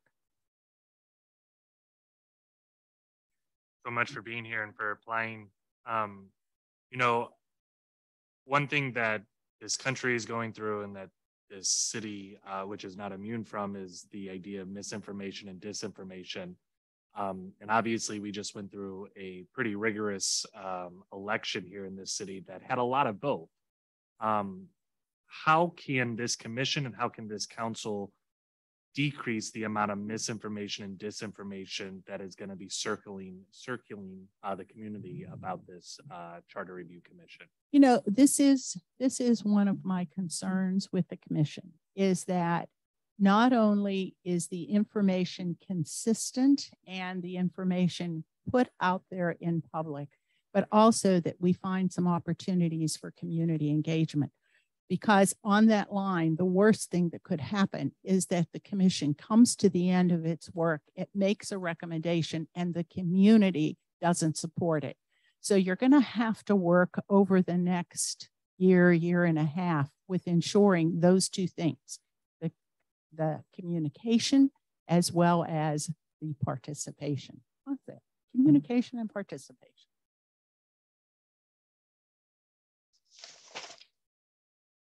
I know you said no preconceived notions, but I'm going to ask you. Do I have any? Yes. No, like I mean, I know you've read the charter. I know you're very familiar with the charter. Do you have ideas of areas that we need to examine or recommendations that you want to at least discuss with them? Yes, I do. Number one, we have to change the compensation. It was never intended that this council be a voluntary organization, and that's really what it is. So that has to change. I've tried running the numbers as an economist, which you know is my background, and you guys could be paid a decent sum of money. That's important. But the second thing that is an issue that I think we need to think about is understanding the difference between the charter, which is a governing, foundational governing document, and boards and policy and ordinances. And so we have to make sure that council has the flexibility to move with issues and move with the times. I know that there's been some recommendation that we put all the boards and commissions into the charter. What that does is it takes the ability for council to create a board or commission that goes with the times, like the Sustainability Commission, or to get rid of a board or commission. So you have to make sure that you don't strangle council with a charter that is so limiting. So I think that's a big concern of mine. Sarah? Hi, Sarah. Hi, Mayor Welch. It's nice to see you again. Could you speak a little bit to how changes that are made to the charter might move forward our goals as a city around diversity, equity, and inclusion?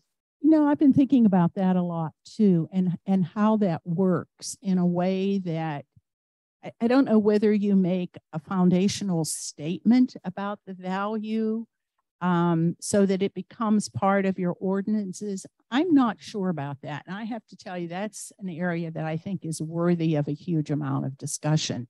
I think we all support diversity, equity, and inclusion. I mean, that's something that you are hearing from the candidates and from the council, from me. We all support this. It's a matter of how you do that. And we have a year to figure it out. Erin? Hello, Jerry. Thanks for being here. Erin. Thanks for applying. Well, you know, we almost know the answers to these questions. It's like, oh my goodness, so what am I going to ask you next? What is your typical approach when working with a team? I think that you need to value every single person on the team. Somewhere in my past, in doing some consulting work with Citicorp, I learned a lot about people's personalities in teams, and people who have a high I, who are introverts, often don't participate in a team because they sit there and they think and they have wonderful ideas. But you have to be able, as whoever is chair of this commission, to make sure that those folks who are sitting and thinking are able to articulate their thoughts. So a good team is a team where everybody participates, and you have to figure out how to do that. Thank you. Writing so fast that I missed my little window there almost. So I'm going to ask you a variation of the question that I asked Tony. I mean, obviously you come with a world of experience, which could lead to some deference to you as an individual member of the commission. And so what does it look like to make sure, because you just told us that everybody participating is the most important thing. So you know what I'm asking. Can you talk with us a little bit? You asked that question of Tony, and I thought it was an extremely important question. It made me think also about how you, as a previous mayor, are part of a commission where you're a member. And it's something to think about. My life has changed a lot, and I'm happy to sort of sit back and take a more team member approach and avoid any of that, what do I want to say, whatever that role is. Okay, thank but you. It is a thought. Laura, that was a great question. Oh, well, thank you. Anything else you want to mention before we conclude here? Not really. I wanted to say that I think I mentioned my biggest concern about the flexibility issue for council and core values. I mean, there's got to be a lot of respect for this process, for the team members, for all the experience, and there has to be public input, and there has to be appreciation for the charter. Great. Thank you so much. Really appreciate Thank you being you with for us and your interviewing me. application. And this is actually kind of fun. I may apply for some other boards. Thank you. All right. Good night. All right. Next up, we have Deborah Lund. Deborah, I don't know if you were here, 30 seconds on yourself a little bit, and then we'll ask you some of these questions. Okay. You can pull the microphone down if call me you're Debbie. more comfortable. Debbie, all right. Debbie, I sign my checks with Deborah. My husband and I have lived at Lee and Oak Manor since 1992. My husband grew up here and went to high school here. Our kids graduated from the high school. So we're part of the community, and I have been for that length of time. I'm a foreigner. I'm Chicago, the Chicago Again, area. what is it with these Chicagoans? Huh? I don't know. Maybe we like it here. What else? I taught at Ladue High School for 22 years. That was the end of my career. I also was a graduate student at WashU and taught there. I taught at Oberlin College for a while and Union College. And when my husband found he couldn't stay in Schenectady, New York, we moved back to Webster. And I worked for the St. Louis Public Library for 5 years before starting at Ladue. I missed teaching German, and so I got very lucky and fell into that job. So. About why you decided to apply? It was an invitation from the Alliance for Interracial Dignity, and I thought you should participate and go ahead and make the pool as large as possible for people to have something to choose from. So I have no particular background in, I mean, I've served on committees, I have developed budgets, I have done those things, but not in this context. Much for applying and for being here tonight.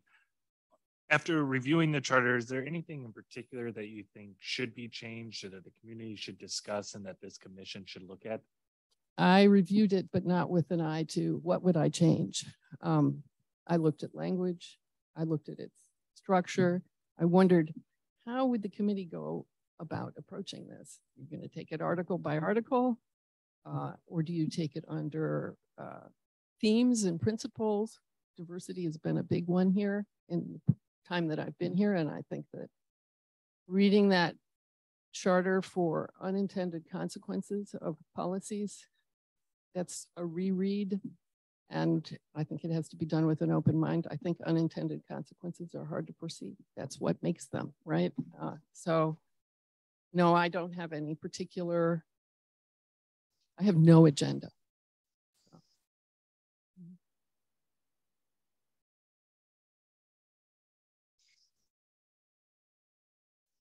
Hi, thank you for being here this evening. Can you please describe your typical approach when you are on a team? This goes to, I think teams usually need to develop ground rules, committees, anybody who's going to work together for a longer period of time. How should we respect one another, listen to one another, make sure that every voice is heard? I would be the opposite of the spectrum for Jerry. Jerry's on one end with lots of experience, lots of insight, and I'm at the other end with no agenda and relatively little experience. I would be the person on the committee. You would have to make sure the language was clear.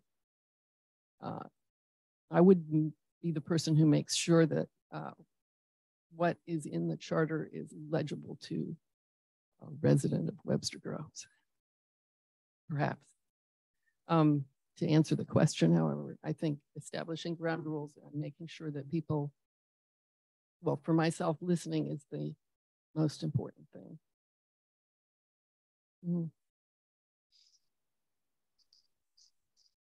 I mean, Debbie, what core values will you bring to the group on this process? Honesty. Doing what you say you're going to do. If you say you're going to be at every meeting and do the work and the reading and the research, whatever is required, should do it. Good communication is key. Erin, do you have a question? Hi, Debbie, and thank you for being here. And what would you like to see, or what type of qualifications would you like to see from the participants on the board? Well, it needs to be as diverse as Webster is. I would like to see a lot of people under the age of 50 on it. I mean, younger people. I look at how Lee Avenue has changed in the time that I've lived there. My children were 4 and 1, and now they're 34 and 31. And there are a whole new set of new families there, and they're young, and they have ideas and needs and wishes, and I think they need to be represented. I'm a retiree. I might not know what they need. So I'm hoping there are younger people on the board. Sarah? Hi, Debbie. Thanks so much for applying and for being here. Could you talk a little bit about any experience you've had with DE&I training, or if you're open to further diversity, equity, and inclusion training in the future? I did a lot of that as a school teacher at Ladue High School. I participated in educating the faculty and staff in DEI. I did Witnessing Whiteness through, it was organized through the district, but it was the YWCA facilitators. And I led a discussion of white fragility at my church. And I've continued to read, kind of addicted, because I learn a lot when I do that. I'm slowly becoming educated on those things. You have a little bit of time left. Is there anything else that you'd like to share with us for the process here?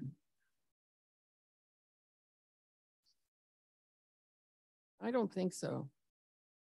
I would be a fairly blank slate member of the committee. So great. I think you have, judging from what I've listened to, you have really good choices, and I've heard like-minded people, and that's very reassuring to me. Well, we appreciate you being here. We appreciate your application and taking some time. So thank you. Sure. Mr. Kim Peppel is next on our list here. Good evening. Hello. So maybe 30 seconds about yourself, and then we'll begin to ask some questions. That's so open-ended. Occurred to me, though, as I came down West Glendale there, East Glendale, that my parents moved on to Oak Tree Drive, 1949. I was almost 1 year old, and I've never been out of Webster Groves ever since. So I don't know if that's a plus or a minus. Thank you. But starting in that context, I've always lived or worked in Webster Groves, and I've always been a part of the community. For me, that expression that Webster Groves is a wonderful place to live, to work, and to play has come true. And I've tried often throughout my life to be a part of the community. For example, I just left the Webster Groves Lions Club meeting. Thank you for having this and me scheduled. I got out of the meeting early for a change. So, and I've been a member of the Webster Groves Lions Club for 45 years, to put into the context that I'm knee deep in this community, as the mayor may remember, for good or bad, right? But giving credit to Jerry Welsh, I served on the last charter review board, and mistakenly in my application, I indicated that my effort ended in 2001. It actually ended in 2002, and there were an additional 6 amendments that were submitted to the council and approved by the community. And I'll jump ahead of any questions. Jerry mentioned compensation. As a reminder, that was rejected by the council back in 2002. So here we are again, right? What goes around comes around. CPI is the key to that, correct? Yeah. So I've kind of rambled on, except that, yes, I've been very active at Holy Redeemer Church and in coaching teams on the ball fields and tried to play a little soccer and basketball. But as you can see, at my size, that doesn't work out for longevity. So I will stop. I will stop. Much. Emily, you want to get us started? Really interested about your previous experience on the previous charter review board, and you just mentioned the compensation, but are there other things that you remember from that process that maybe were big wins or that didn't go through that you'd like to revisit, or just any kind of insight from you can recall from 20 years ago? I remember that the group of people that I worked with may have been the best assembled group that I have ever been involved with. It was stunning, the talent, the commitment, the involvement. And perhaps I may make an attempt to bias your decisions. A former mayor was a member of the committee. 3 attorneys, 2 writers. I come from a writing background, 35 years in advertising and public relations, an extensive amount of editing. The talent was incredible. And yet we had 3 or 4 items in 2 separate batches that were rejected by the council.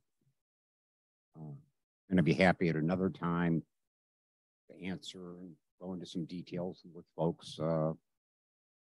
City clerk may remember, and the mayor may remember. We had an instance where 3 of the 7 council members voted against a recommendation we made. So that made it very difficult to get that recommendation then passed within the community. So yes, communication to the community, opportunities for public input, which we scheduled and tried to do often. This is absolutely true.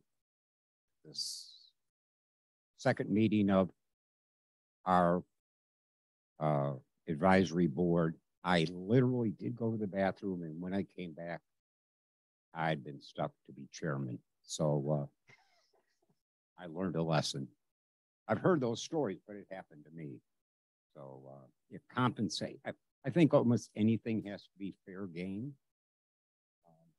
And certainly, in truth, the mayor and the council, city manager, city attorney, input from those sources is invaluable. And we even did meet with various departments where very specifically we had to rewrite aspects of the charter to bring them up to date. Much of it was up to date. So I don't know if that answers it. Much for being here and for applying. I also grew up on Oak Tree Drive, so we have a little bit in common there. So what's your typical approach when working on a team? Typically, I play hard and I play fair. As I've mentioned, I did try to play sports to no great success and have coached considerably. And when it's all said and done, it's having everybody pulling toward the same goal. Getting that defined, getting that understood is paramount for success. And individually, I will make a deep commitment to what I get involved in, and I'll be reliable and be responsible. Everyone a curveball, and I'm going to ask Karen to go next. I'm going to ask you, hello, Mr. Pepple. Thank you so much for being here. You're I welcome. am going to ask you a question that's not even on this page. Are Diane and Rob? Sure. Diane Pepple and Rob Pepple? They are younger brother and sister. I'm the oldest of 6, and they are number 4 and 5. Okay. I was in school. Should I say hello to them for you? Yes, would you please tell them Karen Alexander say hello. Diane and I were on cheerleading squad in Plymouth, and we were in school together in Webster High. So yes. Wow, those were the days, weren't they? Yes, sir. Yes, they were.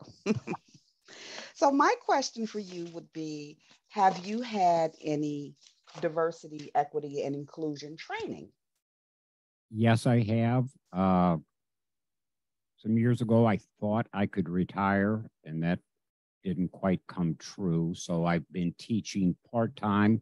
The fancy term is I'm an adjunct instructor in English at St. Louis Community College. And every year we get a dose of DEI, as well as many other things, mandatory training. I don't believe I've probably had as much as I should. I'd be willing to participate, have a better understanding. Thank you. You're welcome. Sarah, I think you're going to have the last question here. Okay. Hi, Ms. Rebel. Thanks so much for being here. Could you tell us? Please call me Kim. My okay. name was Mr. Yeah. I understand. Could you tell us a little bit about 3 core values that you bring with you to serving on this board, and how those might impact the board's discussions? Yeah, and I believe I touched on that a little bit in terms of reliability and responsibility, but I've always strived, probably first and foremost, to be honest. I don't want to have to remember what I might have said. I much prefer to know what I have said. And I am quick to apologize and if I ever get a little too far. Is that? That's great. Thank you. Okay. I think we have exhausted our time here. Is that, am I? 13, so you got 13 seconds to tell us anything we've left out of here, Mr. Pepple. I mean, sorry, that's right. That's your father, Kim. God love you all for doing what you do. So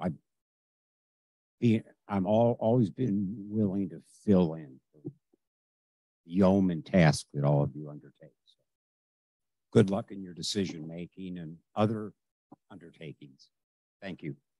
Thank you so much for your past service, as well as being willing to serve on this commission. We appreciate the application and you being here tonight. Okay, thank you. Thank you. Mr. Richard Mazzarella. Oh, yes, you are here, out in Zoom. Okay.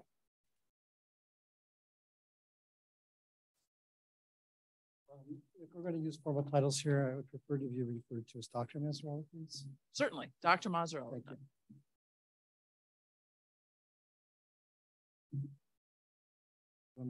Yes, so I'm sorry, I apologize. I thought you were in the room. Yeah, so I didn't 30 seconds of you introducing yourself, and then we'll begin to go through the questions. I'm Rich Mazzarella. I've lived in Webster Groves for 34 years. I've raised 2 children here. One is a lawyer at the International Criminal Court. They are prosecuting the former president of Sudan for crimes against his own people. She's an associate prosecutor with a permanent position there in The Hague. If you've ever seen The Hitman's Bodyguard, that's about the International Criminal Court. Also, my other daughter is, she lives here in Webster Groves. She recently had a child and she works at Centene. And I'm a retired scientist, recently retired from Pfizer. Thank you very much. I think Emerson will kick us off with some questions here. Excuse me, before we do, Dr. Mazzarella, they're having trouble hearing you online. Oh, okay. Thank you. Be afraid to sound like they're yelling at us. We really won't hold it against you. I'm Italian. I tend to talk a lot anyway, so I'm trying to keep my voice down a little bit. Dr. Mazzarella, I'm going to go straight to the diversity, equity, inclusion. Have you had any classes or training? Well, as I mentioned before, I worked at Pfizer. And Pfizer, for a number of years, Pfizer was very progressive. I think we were the first major corporation. Perhaps if we weren't the first major corporation, we were very close to the first major corporation to fund gender reassignment. and fully funded, just like any other surgery. So we had extensive classes on that for, I think it was all, for the most part of the day. I would like to know, I'm a little bit interested in the purpose of that question. I mean, as I understood that there's only 2 requirements to be on the board, that you basically are a voting citizen, you live in Webster Groves. I mean, that the fact that you have training, I think it's all well and good to have training, but I'm just curious why that question is asked. So it's not a requirement, as you are well aware. This commission, council, in discussions of the interview process, because we have a diversity and inclusion statement that's part of our values as a community, wanted to get more information about how familiar people were with those concepts. Okay. And that's right. It is not, you can't be excluded if you haven't had any. Okay. It's just gathering information. Okay. Right.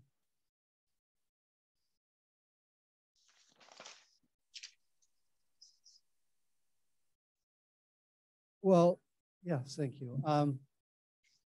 I've lived here a long time. I think I can bring a lot of value here. I'm incredibly hardworking, and this would probably overlap with some of my core what I think I might bring.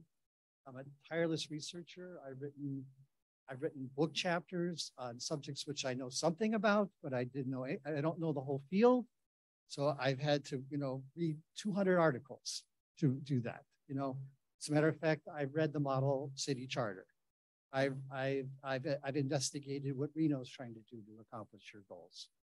I'm very familiar with our city charter. I'm very familiar with other city charters in the area. So I research hard.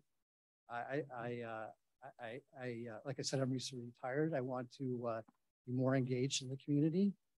And I just think, and I have more time to give to the community. Very much for being here and for applying. One thing that this country and that this community experiences is the idea of misinformation and disinformation. Mm-hmm. We just went through an election season here in Webster Groves where we had a lot of both. So my question to you is, how can this council, how can this city, and how can this commission eliminate or decrease the amount of misinformation and disinformation that circulates around the community?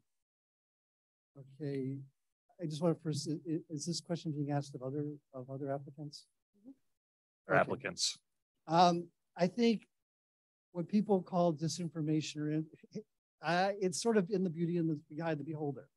I think, I think it arises, people say that, and it's a failure to communicate, I think that's what we need more is better communication. I think maybe people's perception of me is not really, my goals are very similar, I think, to what the council and Webster Groves goals are. I think the difference is in how we get there. Is the path we take, what's the solution?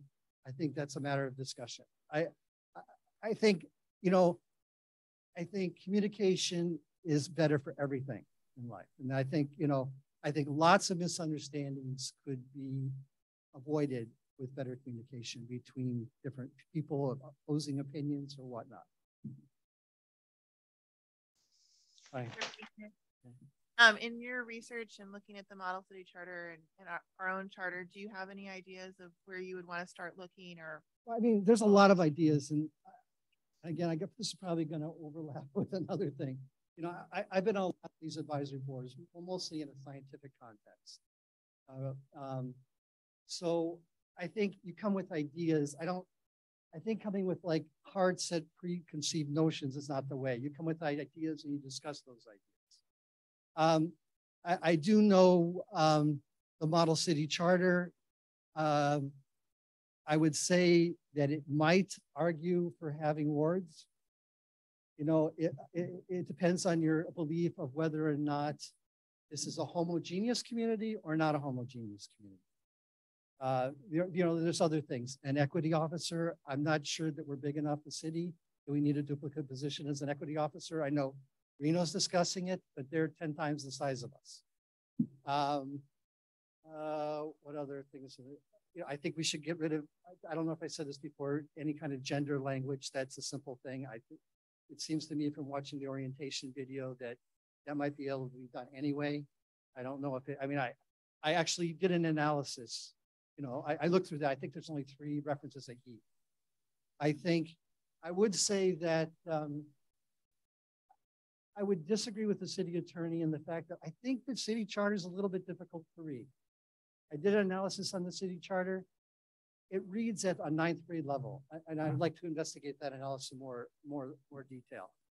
The average American reads at a 7th grade level, and most things are targeted in that area of about 7th to 8th grade. You might even try maybe to simplify it a little bit more. I know, you know, it's also an interpretation, so it has to be a little bit legalese, I guess, but you might, you know, most healthcare companies, for instance, when they give you something, like when you read the directions on, don't read the side effects, because you can never figure that out. But if you look at the directions, they're at the 5th grade level. And I will say from my own experience, I'm a dual citizen. So I speak Italian. I can vote in Italian elections. I'm high intermediate. And I know when I get something, it's very difficult for me to read it. And I'm a high intermediate level. So especially if we want to attract more immigrants, you might want to have them and have them involved in the process. So you might want to, I think, to simplify the language, make it more layman-like, if possible. Sarah? Hi, Dr. Mazzarella. Thank you so much for being here. Could you speak a little bit to 3 core values that you would bring with you to this board and how they might impact discussions? Yeah, I mean, I think I've kind of touched on that a little bit. I work very, very hard. As a matter of fact, my family has only taken 2 family vacations in our whole life. I have a daughter that's 37, a daughter that's 33. We took one on the millennium.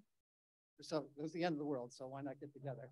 And then also we went to go visit my relatives in Sicily. But other than that, my whole life, everybody works hard in my family, and we enjoy working hard. So I work hard. Like I said, I research hard. I'm on an advisor. Well, I was an advisory board for a couple of years. Or it's kind of an interesting story. J.K. Rowling, you know, the Harry Potter books. She gave 10 million pounds to the University of Edinburgh because I believe her mother died of MS. Somebody in her family died of MS. I believe it was her mother. So I was on an advisory board for the University of Edinburgh because they were accumulating huge amounts of data. They needed huge amounts of computing power. So I was the US rep. There was one from Australia. There was one, but it took a lot of research and a lot of us getting together and collaborating, and because the amount of storage and the amount of compute power that they would need, they would use all the funds just calculating everything. They wouldn't really be able to do much in the way of research. So I think that I'm a solution-oriented person. I'm a collaborative person. You know, it's all about ideas, and it's never, you can have a strong discussion about an idea, but it should never be personal. It should just be about the idea. You should walk away that you've never been personally attacked. We're just discussing whether or not that's a good idea. And we may still disagree it's not a good idea, but there should be no hard feelings between us whether or not it's a good idea. Thank you very much. Unfortunately, we've run out of time here, but we very much appreciate your application, your being here tonight and talking with us about this. James Allen is next. Hello. And Jim? Yes. So 30 seconds of introduction, and then we'll ask you some questions. Okay. Jim Allen, and I'm the new kid on the block. What I mean by that is my wife and I have been living here in Webster for 2.5 years now, and we have found that this is a wonderful place to live. I've been actively involved with the Alliance, and in doing that, I have come to really appreciate some of the challenges and opportunities in this community. And one of the reasons that I'm interested in this, in the charter, is because as we've been working with the Alliance, we've always had to kind of take into account what the charter says. And I've never been clear about what the charter says until I read it. And I'm still not clear exactly on what it means, but I do understand that as decisions are being made, we have to consider the charter. The other thing is, one of the reasons I would, even though I'm the new kid on the block, I think I have an advantage in that I bring a new set of eyes and maybe a new set of ears, a new way of thinking, of looking at the charter, for instance. And I may have some very basic questions that all of you may be a little interested in as well, but I may be the kid that asks it because I need to know. I need you all to help me to better understand what the charter is about and how it influences decisions that are made here in our community. Thank you very much. Karen, would you like to start us off with questions? Yes. Mr. Allen, thank you for being here. Thank you for applying. And I hope I'm not being redundant. I know that you just sort of in your introduction, but regarding the charter, do you have any ideas about things that you would like to see addressed by the Charter Commission? Well, to be perfectly honest with you, I've just been overwhelmed by reading it, trying to understand it, and I have yet to have the opportunity to kind of really identify specific areas that I think would need to be addressed in revisiting the charter. That's fair. Thank you. Welcome. Sarah? Hi there. Thank you so much for joining us and for applying. I'm going to make a quick request, though, that you speak into the mic and don't bother trying to look at us because it's a lot easier to hear you if you're speaking toward the mic. I would just like to ask you if you could tell us about 3 core values that you'll bring with you to this board and how they might impact discussions. You know, when I was considering this question, there were a lot of things that came to mind, but the 3 that came to mind, the first one is respect. I think the only way that we can accomplish anything is by demonstrating in a very real way respect that we have for each other and the respect that we have for those who live in our community. And we demonstrate that respect in the way that we relate to each other. So that is, that's one of them. The second one that came to my mind is honesty. I think that honesty is a tremendous virtue that sometimes is overlooked. And what I mean by that is that I need to be honest with you about what I think, and I have to be honest with you in what I say, and I would expect that you would be honest with me in what you say. And so I think honesty is important to creating an environment in which people can really work together, which takes me to the third one, which is collegiality. You know, the only way that things can be accomplished is if we can work with each other in a collegial way. You know, it's not me against you or you against me or us against them. It's all of us in this together. And working together, we maximize our opportunity to address what needs to be addressed at any moment in time. So those are my 3.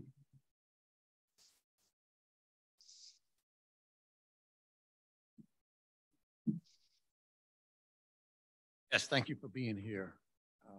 What types of qualification, background, and expertise should the council consider being on this board? Well, I came in at the end of the last individual who was speaking. I'm sitting here thinking, my God, why am I here? You know, I think that, you know, one of the things that I bring to this is a real interest in trying to learn and using the knowledge that I gain as a means of actively engaging in the process of trying to look at the charter, trying to consider what must be done, what needs to be done in order to build on it. We're not tearing it apart. We're not creating something new, but we're building on what is already there. As far as my background, I think if you read my resume, I spent 20 years in the Army as a social work officer. I taught for a number of years at Our Lady of the Lake University in the School of Social Work, and then I came here to SLU and taught here from 2004 to 2016. So my background is really in education. And I think that that's important. I think that what I've learned as an educator can inform my my ability to work and to contribute to this work. What other backgrounds should we look at for other candidates make up the team on the board? We know you have your educational background. Well, I think it goes back to the whole notion of diversity. I think the more diverse the backgrounds are, the better the chances are that we can work together in a collegial fashion and really produce something that is, that is important, something that is worthwhile. I have a lot to learn from other people, from different backgrounds, with different experience. And I would hope that others would have something to learn from me. And as we learn from each other, we really enhance our ability to accomplish the goal that we're trying to when we're looking at the charter. You're welcome. You can call me Jim, please.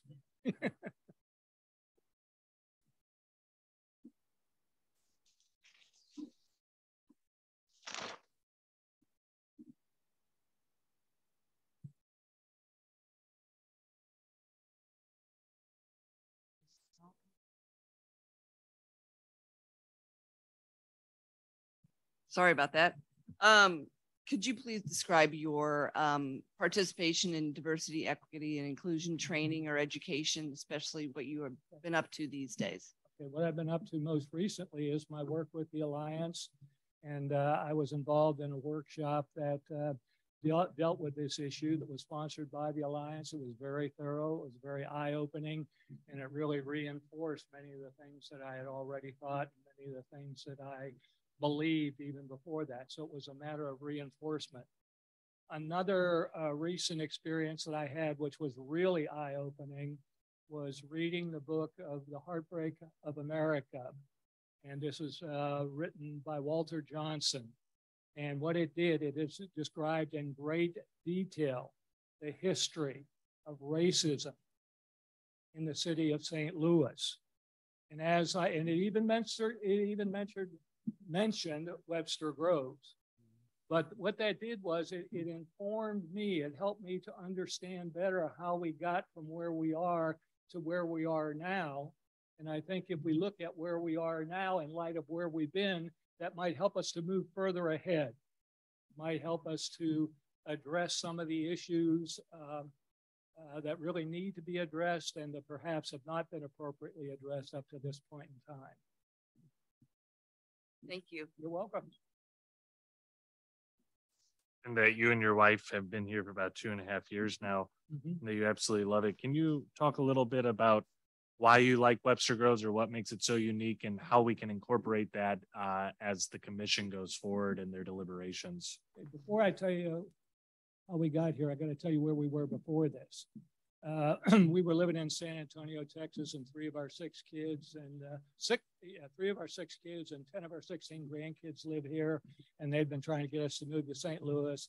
And I'd always say, I can't get a job here. I can't get a job here. Well, lo and behold, in 2004, I was offered a job at St. Louis University, and that excuse just went right out the window. So as hard as it was, we picked up, we moved here. But when we first moved here, we lived in the city of St. Louis at the corner of, in one of the active areas. And one of the things we were most used to was hearing the sound of ambulances going up and down to barns and helicopters whooping over our roof the entire time we were here. But it was very important because we lived in a very racially diverse neighborhood during the time we were there. And what we could do is what we learned was just from observing and listening what it means to be, how it is difficult to deal with these issues of inequity. So, we're getting older, and so we decided we'd look around. We looked out here, and somebody pointed out to us, there's a one story that would be perfect for you, 2 blocks from here. My wife and I walked in there and said, you know what? That's it. That's it. And the first night we slept here, we both woke up the next morning and said, there was something strange last night. And what was strange was there were no sirens. There were no whooping helicopters flying over our head. It was just quiet. It was just quiet. And we're very fortunate in the street that we live on. We have wonderful neighbors, absolutely wonderful neighbors. And we support one another. We encourage one another. And so for us, this is, this is where we're going to, as long as we can live on our own, this is where we're going to live. We're going to stay here because we find this a very welcoming community, but we also recognize that there's some real challenges here. I'll add something here. One of my primary interests in working in this community is affordable housing. And I believe if we really want to work toward diversity, increasing diversity in this community, one of the areas that we really have to look at is how can we increase the stock of affordable housing? And when I say diverse, I'm talking about economically diverse. I'm talking about racially diverse, increasing diversity at all dimensions in this community.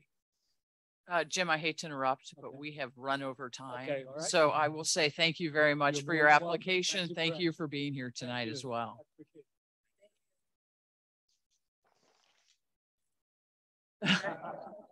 And last, but certainly not least, Joseph Dugan.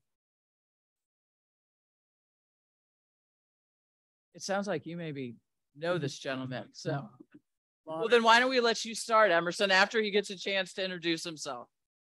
Give me a break here, Emerson. Hi, my name's Joe Dugan, and please call me Joe. I've been a resident and a homeowner here in Webster Groves, in Northwest Webster Groves, since 1997. My wife and I have raised our 2 sons here. They went through public schools, graduated Webster Groves High School.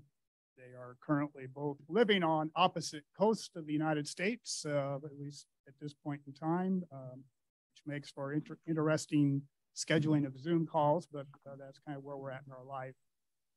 My own personal background, I grew up in North Missouri on a farm, University of Missouri, Columbia, ended up working in Kansas City, and then in Washington, D.C. for about 10 years. And that's where my wife and I met, had our first child. And at a juncture, we decided it was time to get back to the Midwest, to closer to family. And a job brought me back here to St. Louis. And then we started the house looking, and we ended up here in Webster Groves because we were looking for a good, strong public school system, a good community. And this is where we've been very happy for the past 25 years. That's really quick background.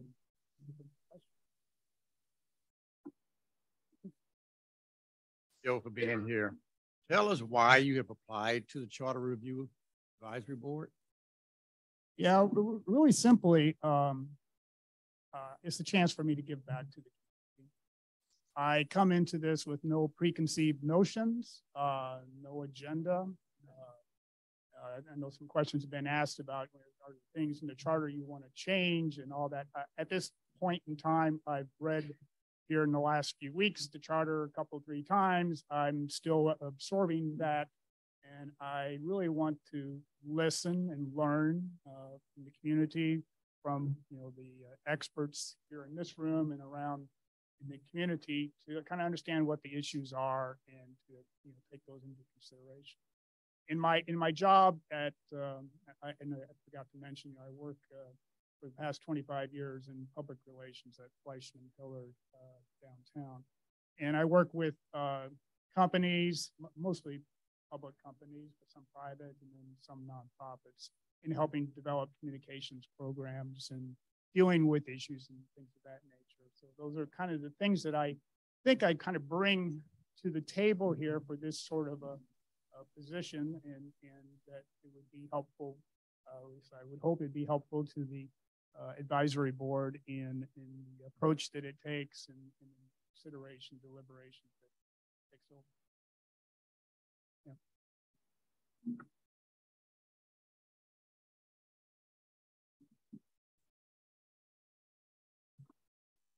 So could you please describe what your other experience have been from working on other boards or in teams? Yes. In terms of the community experience in that, I was on the board of directors for the International Institute, the organization in the city, working with relocation of political refugees, other kind of refugees here. I was on the board for 6 years. This was back in the late 1990s, early 2000s, and worked through a couple of capital campaigns with that organization.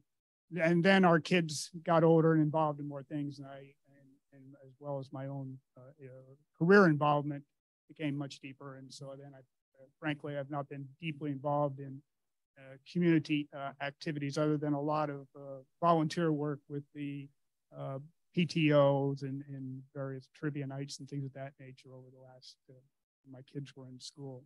So I really, since then I wanted to become, involved in looking for an opportunity that would be appropriate to my interests, and this came along, and I think it would be a good fit.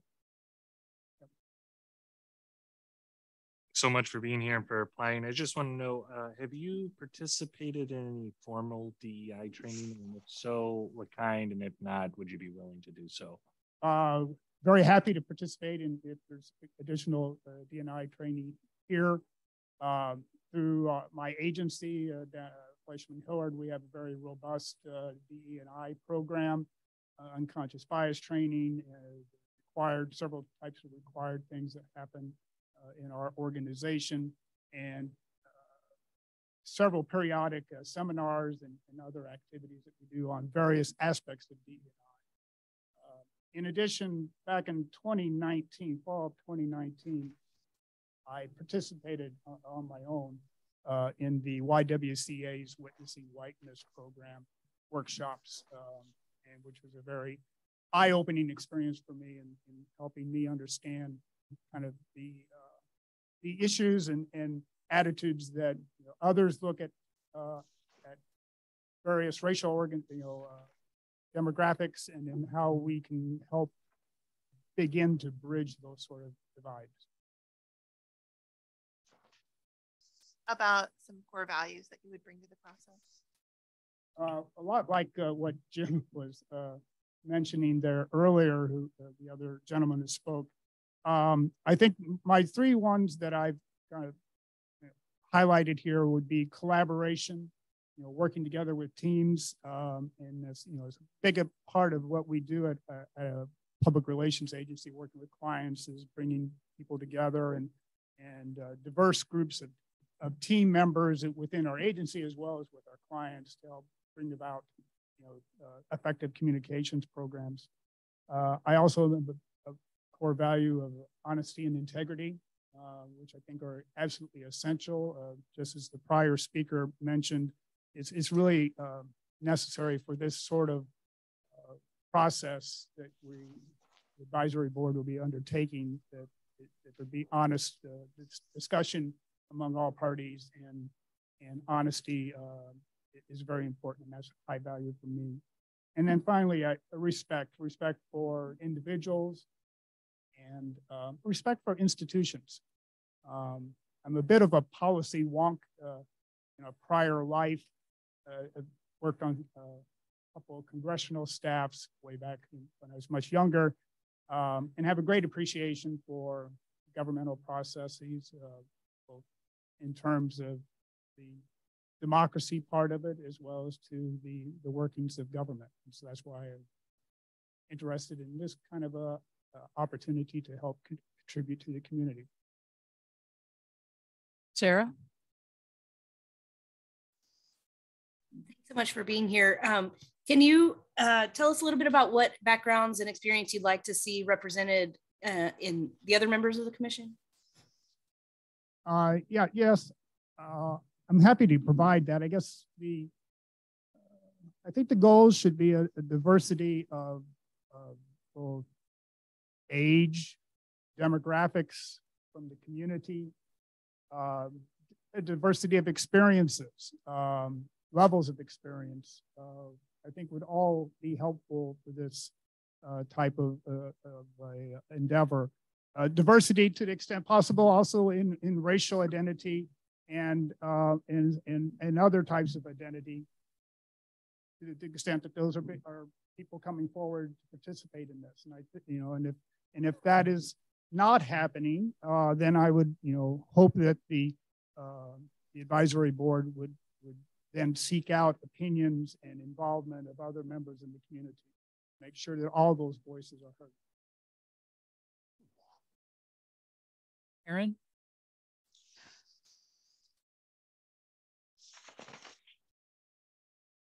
Hello, thank you so much for being here and thank you for applying. What would you say your typical approach to working on a team? The way my experience in this is based on how working at a public relations agency, and it kind of comes in very logical steps. Is one is understand what the assignment is and what the expectations are. And I think the council has made that clear, and the voters have made that clear of what we're seeking to do. But to have a good understanding of that, I do my homework and to deep dive into these issues and be willing to devote the time, energy, and sweat to make sure the job is done well. I mentioned collaboration. This is very much going to be a team effort in working both amongst the members of the advisory board as well as with the council, and then hopefully getting community involvement. I think are all important, and then obviously listening and reflecting those inputs into the final product. Thank you. Thanks. Well, I heard the bell ring over there. So thank you for your application, Joe, and for being here tonight and talking with us about your interest in this. Appreciate it. Thank you. I believe that concludes our list for the evening. Just another thank you generally to all of you who have applied. The nice thing is we have an extremely qualified and good set of candidates. And so we've got one more set of interviews, and then we'll identify people on the commission in early September. That's our timetable. And I believe we have to have a short closed session. So Pam, would you mind asking for that? Yes, Mayor, I'd like to call for an executive closed session related to attorney-client privileged communications, Missouri Statute 610.021, open parens 1, close paren. Second.